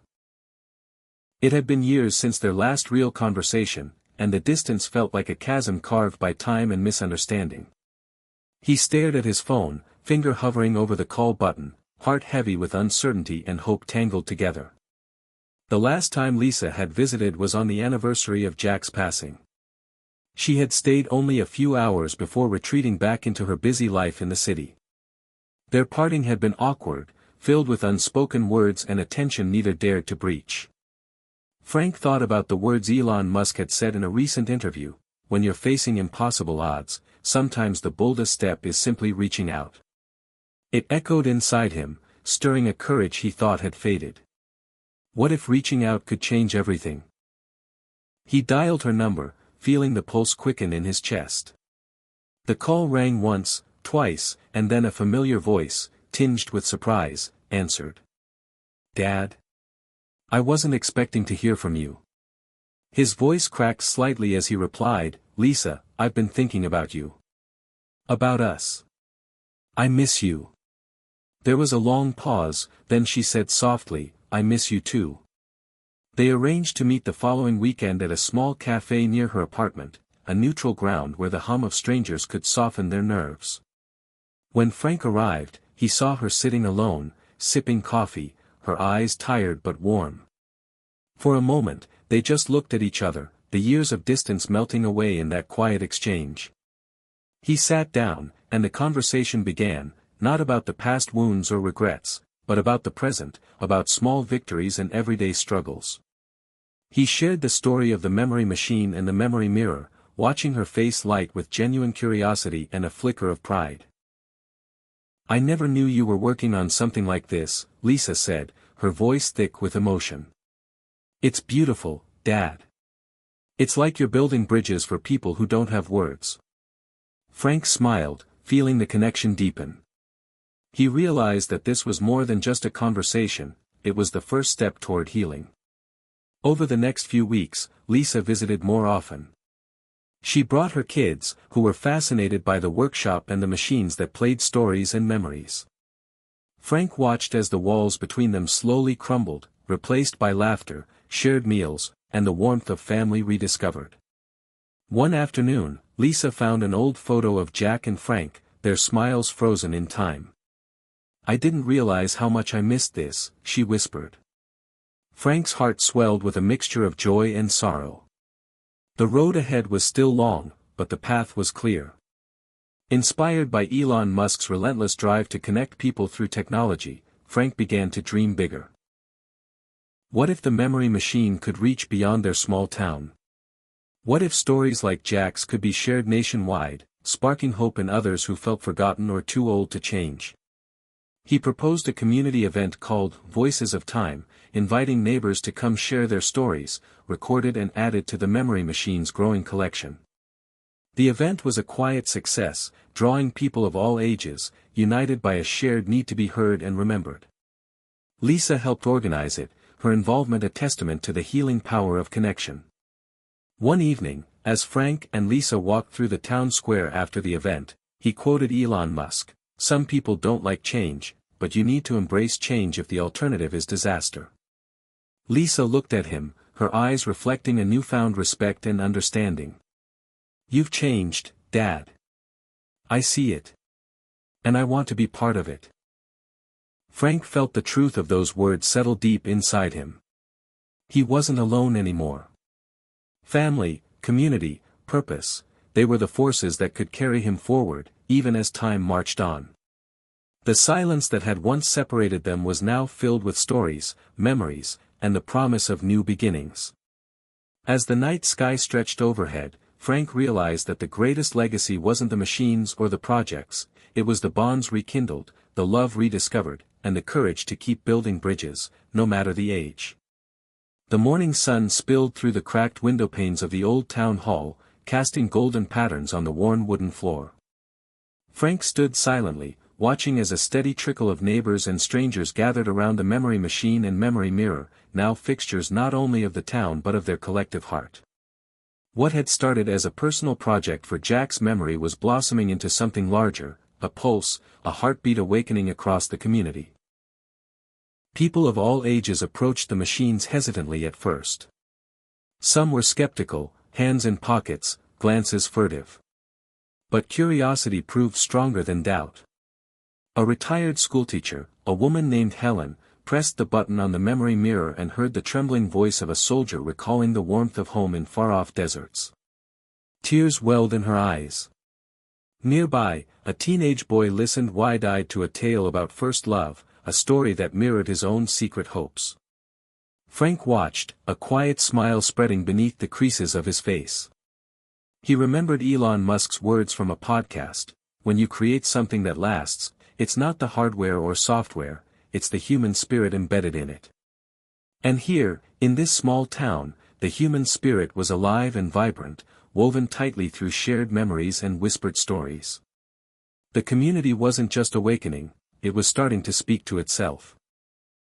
A group of seniors gathered weekly at the rec center to share stories they'd recorded for the machines. Young adults volunteered to help maintain the devices, learning wiring and programming from Darnell and Jamie. Parents brought their children to listen, to learn the history and humanity that textbooks missed. The memory machine had become a living archive, a testament to lives lived fully, to lessons learned, and to the strength found in remembering. One afternoon, Frank sat at the cafe with Marcy and Cody. "Do you think we've sparked something bigger than we realized?" Frank asked, stirring his coffee slowly. Marcy nodded. "It's like the whole town is waking up, feeling seen again. Like we're rewriting what it means to grow old here." Cody added, "People are talking more. About loss, about hope. I even heard the mayor mention it at the last meeting." That evening, Frank attended a town council meeting, not as a passive observer but as a voice of this awakening. The mayor, a stern woman with silver-streaked hair, praised the memory machines as a beacon of hope in a time when many feel invisible. Frank spoke last, his voice steady but filled with passion. "We're proof that age isn't a stop sign, it's a green light. Our stories are bridges. They connect past and future. And when we share them, we heal."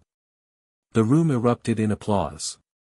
Frank felt a warmth spread inside, not just from the recognition but from knowing that their journey was no longer solitary. Back at home, Lisa visited often, her children growing fascinated with the machines and the stories they held.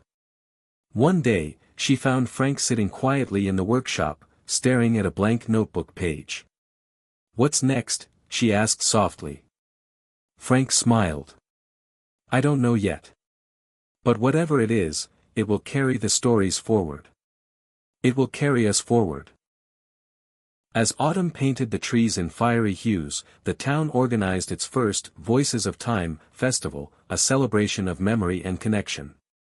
The town square filled with booths and stages, where people shared recordings, read poetry, and told stories aloud. The memory machine and mirror stood at the center, glowing softly in the evening light, drawing people in like a warm hearth. Frank watched families gather, old friends reconnect, and strangers become neighbors. He felt the truth of Elon Musk's mindset, that change is possible at any age if you dare to believe it, to build it, and to share it. Under the stars, as music and laughter echoed through the crisp night air, Frank thought about Jack, about Eleanor, about Lisa, and the thousands of silent voices now speaking through the machines. He realized that this awakening was just the beginning. Because no matter the years behind him, Frank was standing on the edge of something new, something alive, and he was ready to keep building. The days grew shorter, and the chill of early winter settled over the town like a soft shroud. The vibrant colors of autumn faded into muted grays and browns, and with the fading light came an unexpected visitor, doubt. It crept quietly into Frank's thoughts, uninvited but persistent. Despite the community's growing enthusiasm, despite Lisa's renewed presence and the success of the Voices of Time festival, a shadow lurked beneath the surface of his triumph. One morning, Frank sat in the workshop, fingers tracing the cold metal frame of the memory machine. The hum that usually brought comfort now felt like a distant echo, drowned out by a louder, darker voice in his mind. Is this enough? What if it all fades again? What if time steals everything no matter how loud we try to be? These questions gnawed at him, insidious and unrelenting. The same fear that had haunted him in the hospital room all those years ago was back, whispering that he was still powerless against the relentless march of time. Lisa noticed the change before he did. One afternoon, she found him staring out the window, eyes glazed over, a journal forgotten on his lap. "Dad," she said gently, sitting beside him. "What's going on?" Frank hesitated, then confessed the fear of fading, of being forgotten, of losing the fight. Lisa took his hand, squeezing it firmly. "You're not alone. We all have shadows. But the light you're shining, it's stronger than you think." Her words stayed with him, but the shadows persisted. One night, unable to sleep, Frank found himself scrolling through online forums where people his age shared their struggles, stories of isolation, regret, and despair. Some wrote of dreams abandoned, others of family ties severed. It was a mirror of his own past pain. He realized that the battle wasn't just his, it was shared by countless others feeling left behind, invisible in a world obsessed with youth and speed. That realization sparked a new fire. Inspired by Elon Musk's relentless willingness to confront impossible odds, Frank decided to confront his own shadows head-on. He reached out to a local mental health counselor, someone who specialized in helping older adults navigate loss and depression. The sessions were uncomfortable at first, peeling back layers of grief and fear Frank had buried for decades. But slowly, through conversation and reflection, the darkness began to give way to understanding. In therapy, Frank learned that facing shadows didn't mean defeating them overnight. It meant acknowledging their presence, sitting with them, and choosing to act anyway. It was a radical form of courage, one that Elon embodied in his own relentless risk-taking and refusal to accept no as an answer. Armed with this new perspective, Frank returned to the workshop with renewed purpose. He gathered the guild and shared his journey, his doubts, and his plan to build a new feature for the memory machine, a space for reflection and healing. It would allow users not only to share memories but to express their feelings, their fears, and their hopes, creating a deeper emotional resonance.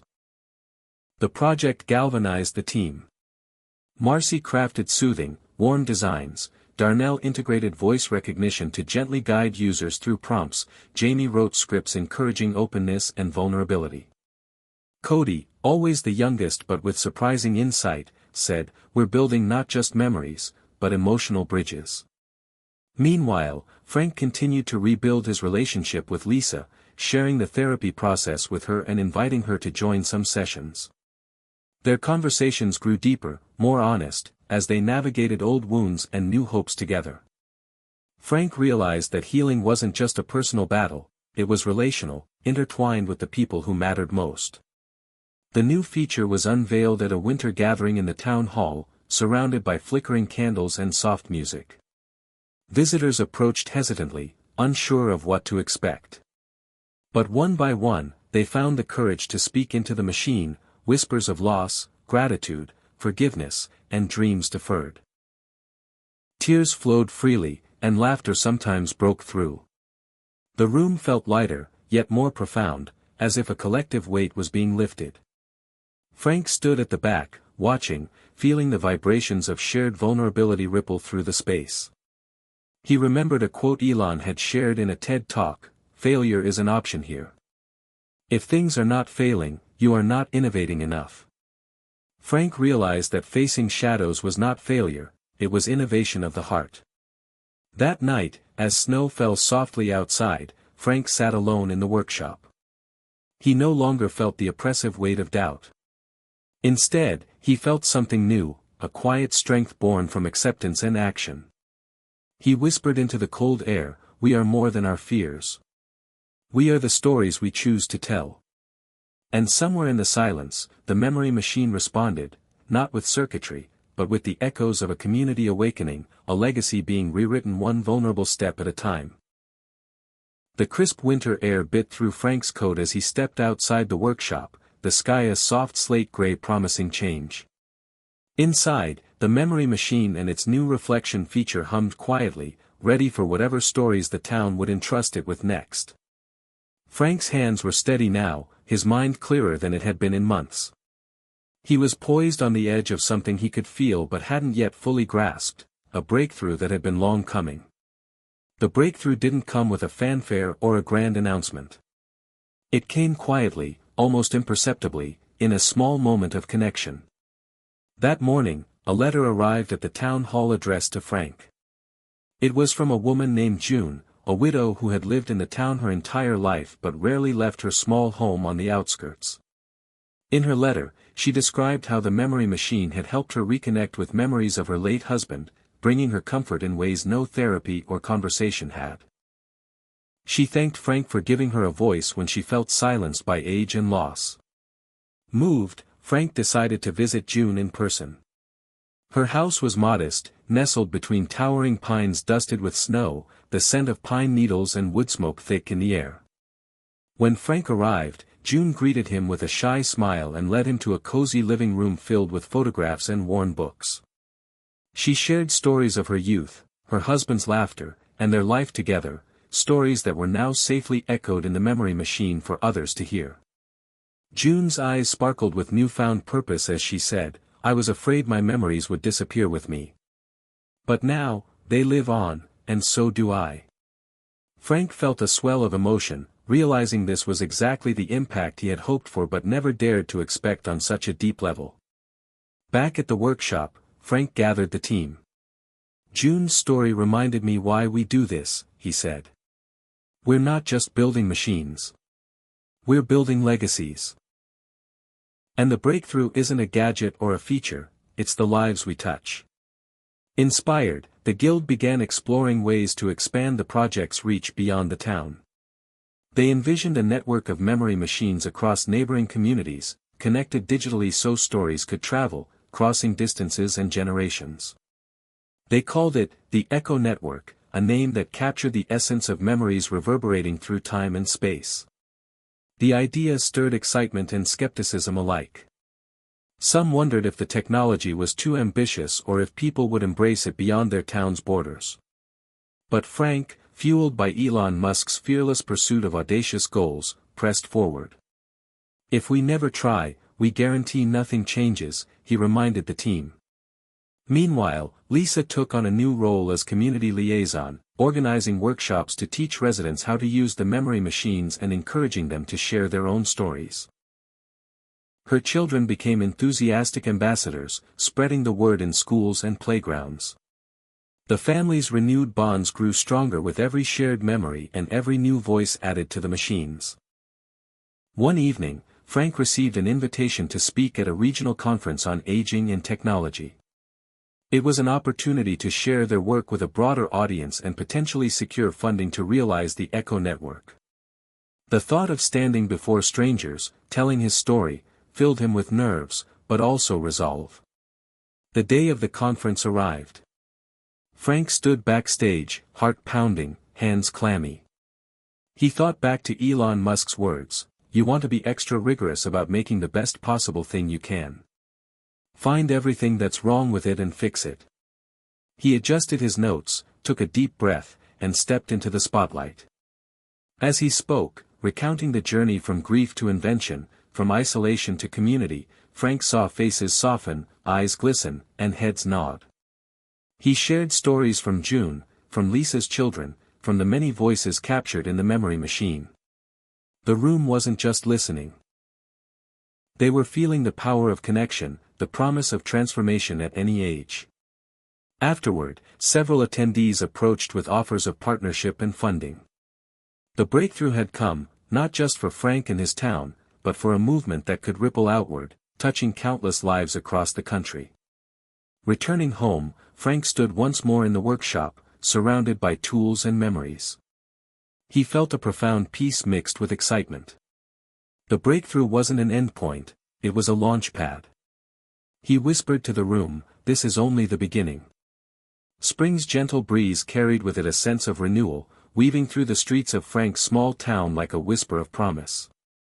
The memory machines, once the humble project of one man's desire to remember, had blossomed into a movement, a network of hearts and voices reconnecting, rekindling, and rising. The Echo Network was no longer a dream but a living, breathing reality, touching communities far beyond the town's borders. Frank found himself at the center of something bigger than he had ever imagined. The once skeptical neighbors who had shrugged off his inventions now spoke of the memory machine as a lifeline, a bridge across generations. Churches, libraries, community centers, and even nursing homes had installed their own machines, creating a vast tapestry of stories, memories, and shared humanity. The transformation was visible everywhere. People who had once felt invisible were stepping into the light. Harold, a retired firefighter, shared memories of bravery and loss that inspired local youth. Margaret, a widow who had rarely left her home since her husband's death, began leading storytelling circles, her voice steady and full of warmth. The community's pulse quickened with each new story, each shared memory, each moment of connection. Lisa and Frank's relationship deepened in the midst of this blossoming movement.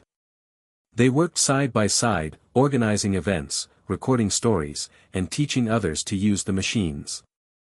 Her children, too, were active participants, bridging the gap between young and old in ways that felt organic and meaningful. The family's once broken bonds now hummed with a vibrant energy, proof that healing was possible even after years of distance. The media began to take notice. Local news stations ran segments on the Echo Network, highlighting the power of technology to heal and unite. Soon, national outlets reached out, curious about the small town turning memories into a movement. Frank was invited to speak on radio shows and podcasts, his story resonating with audiences who felt forgotten or too old to change. One afternoon, a letter arrived from a woman in Arizona named Rose. She wrote about her struggles with isolation after her husband passed and how the memory machine had brought her solace. "Your invention gave me a voice when I thought I had none left," she wrote. "It reminded me that my life still matters." Frank's eyes welled with tears as he read the letter. This was the moment Elon Musk's words had come alive for him. The first step is to establish that something is possible, then probability will occur. Emboldened, Frank and the Guild worked tirelessly to improve the machines, making them more accessible and user-friendly. They incorporated multilingual options, audio and visual enhancements, and partnerships with local artists to create personalized story capsules. The goal was simple yet profound, to make every person feel heard, valued, and remembered. At a national conference on aging and innovation, Frank shared the stage with experts and advocates, each inspired by the Echo Network's impact. He spoke passionately about the power of stories to transcend age and circumstance. "We're not just preserving memories," he said. "We're preserving dignity, connection, and hope." Back home, the community held its annual Voices of Time festival, now a multi-day event drawing visitors from neighboring states. The town square buzzed with life, music, laughter, and the hum of shared stories filling the air. Frank stood on the stage, watching families and friends gathered, united by a shared sense of purpose and belonging. As he looked out over the crowd, Frank felt a deep gratitude. He had faced the darkest shadows of doubt and loss, yet here he was, surrounded by a community reborn. The breakthrough moment was no longer a single event but a continuous journey of growth and connection. That night, as stars glittered above, Frank sat in his workshop, the memory machine softly glowing beside him. He thought of Elon Musk's relentless spirit, the courage to dream big, to fail forward, to keep pushing boundaries. And he realized that age was not a barrier but a vantage point, offering wisdom and perspective that could ignite change. With a quiet smile, Frank whispered, "We are just getting started." The sun rose gently over the town, casting a warm glow on streets that once seemed worn and tired but now pulsed with renewed life. Frank stood at the edge of the town square, watching as neighbors gathered for the latest Voices of Time festival. Children ran between booths, their laughter mixing with stories told by elders, and the air was thick with a shared sense of purpose and belonging. The memory machines stood proudly throughout the square, their soft lights inviting passers-by to listen, share, and remember. Frank's heart swelled with a profound sense of peace. What began as a desperate attempt to hold on to fading memories had grown into a movement that transcended age, loneliness, and doubt. The Echo Network had blossomed beyond anything he could have imagined, weaving communities together in a tapestry of stories, healing, and hope. He thought back to the darkest moments, the hospital room where time had felt like an enemy, the shadows of regret that once threatened to consume him, the fears whispered in the quiet of lonely nights. Yet here he was, standing on the other side of that pain, not just surviving but thriving. The journey had been arduous, filled with setbacks and uncertainty, but every step had led to this new beginning. Lisa approached, her eyes bright with warmth and pride. "Dad," she said softly, "look at what you've built. Look at how many lives you've touched." Frank smiled, squeezing her hand. "We did this together. Every story, every voice, it's a shared legacy." The crowd hushed as Frank took the stage to speak. His voice carried the weight of experience and the lightness of hope. "I thought this was the end," he began, "that my time to matter had passed. But I was wrong. This journey taught me that we are never too old to change, to connect, to create new legacies." He paused, looking into the faces before him, faces weathered by time but shining with possibility. "We are the authors of our own stories, the keepers of memory, and the builders of a future where no one feels forgotten." Frank's words echoed through the square, carried on the wind like a promise. The memory machines, once simple devices, had become symbols, of resilience, of transformation, of the power each person holds to matter. As the festival continued into twilight, Frank wandered through the crowd, listening to stories both new and old. A young woman shared her grandfather's tale of courage during the war, an elderly man recounted the joy of his first dance. Each voice added a thread to the ever-growing tapestry, weaving connections across generations and reminding everyone that memory is a living thing. Later, alone in his workshop, Frank reflected on everything he had learned. Elon Musk's spirit of fearless innovation had sparked the journey, but the true power came from the community's courage to face their fears and share their truths. Age was not a limitation but a reservoir of wisdom and strength. Frank reached for the journal he had started years ago, now filled with sketches, ideas, and notes about the future. There were plans to expand the Echo Network further, to integrate new technologies that could capture not just voices but emotions and even sensory memories. The journey was far from over. He whispered to the quiet room, "I was never too old. I was just waiting for permission to matter again." Outside, the stars blinked alive, silent witnesses to a legacy reborn. And in the hearts of a community once forgotten, a new chapter had begun, one written with courage, connection, and the enduring power of memory. Hit subscribe and leave a comment with where you're watching from. This story might just spark a new beginning. What's one thing that always pushes you forward, even when things get tough?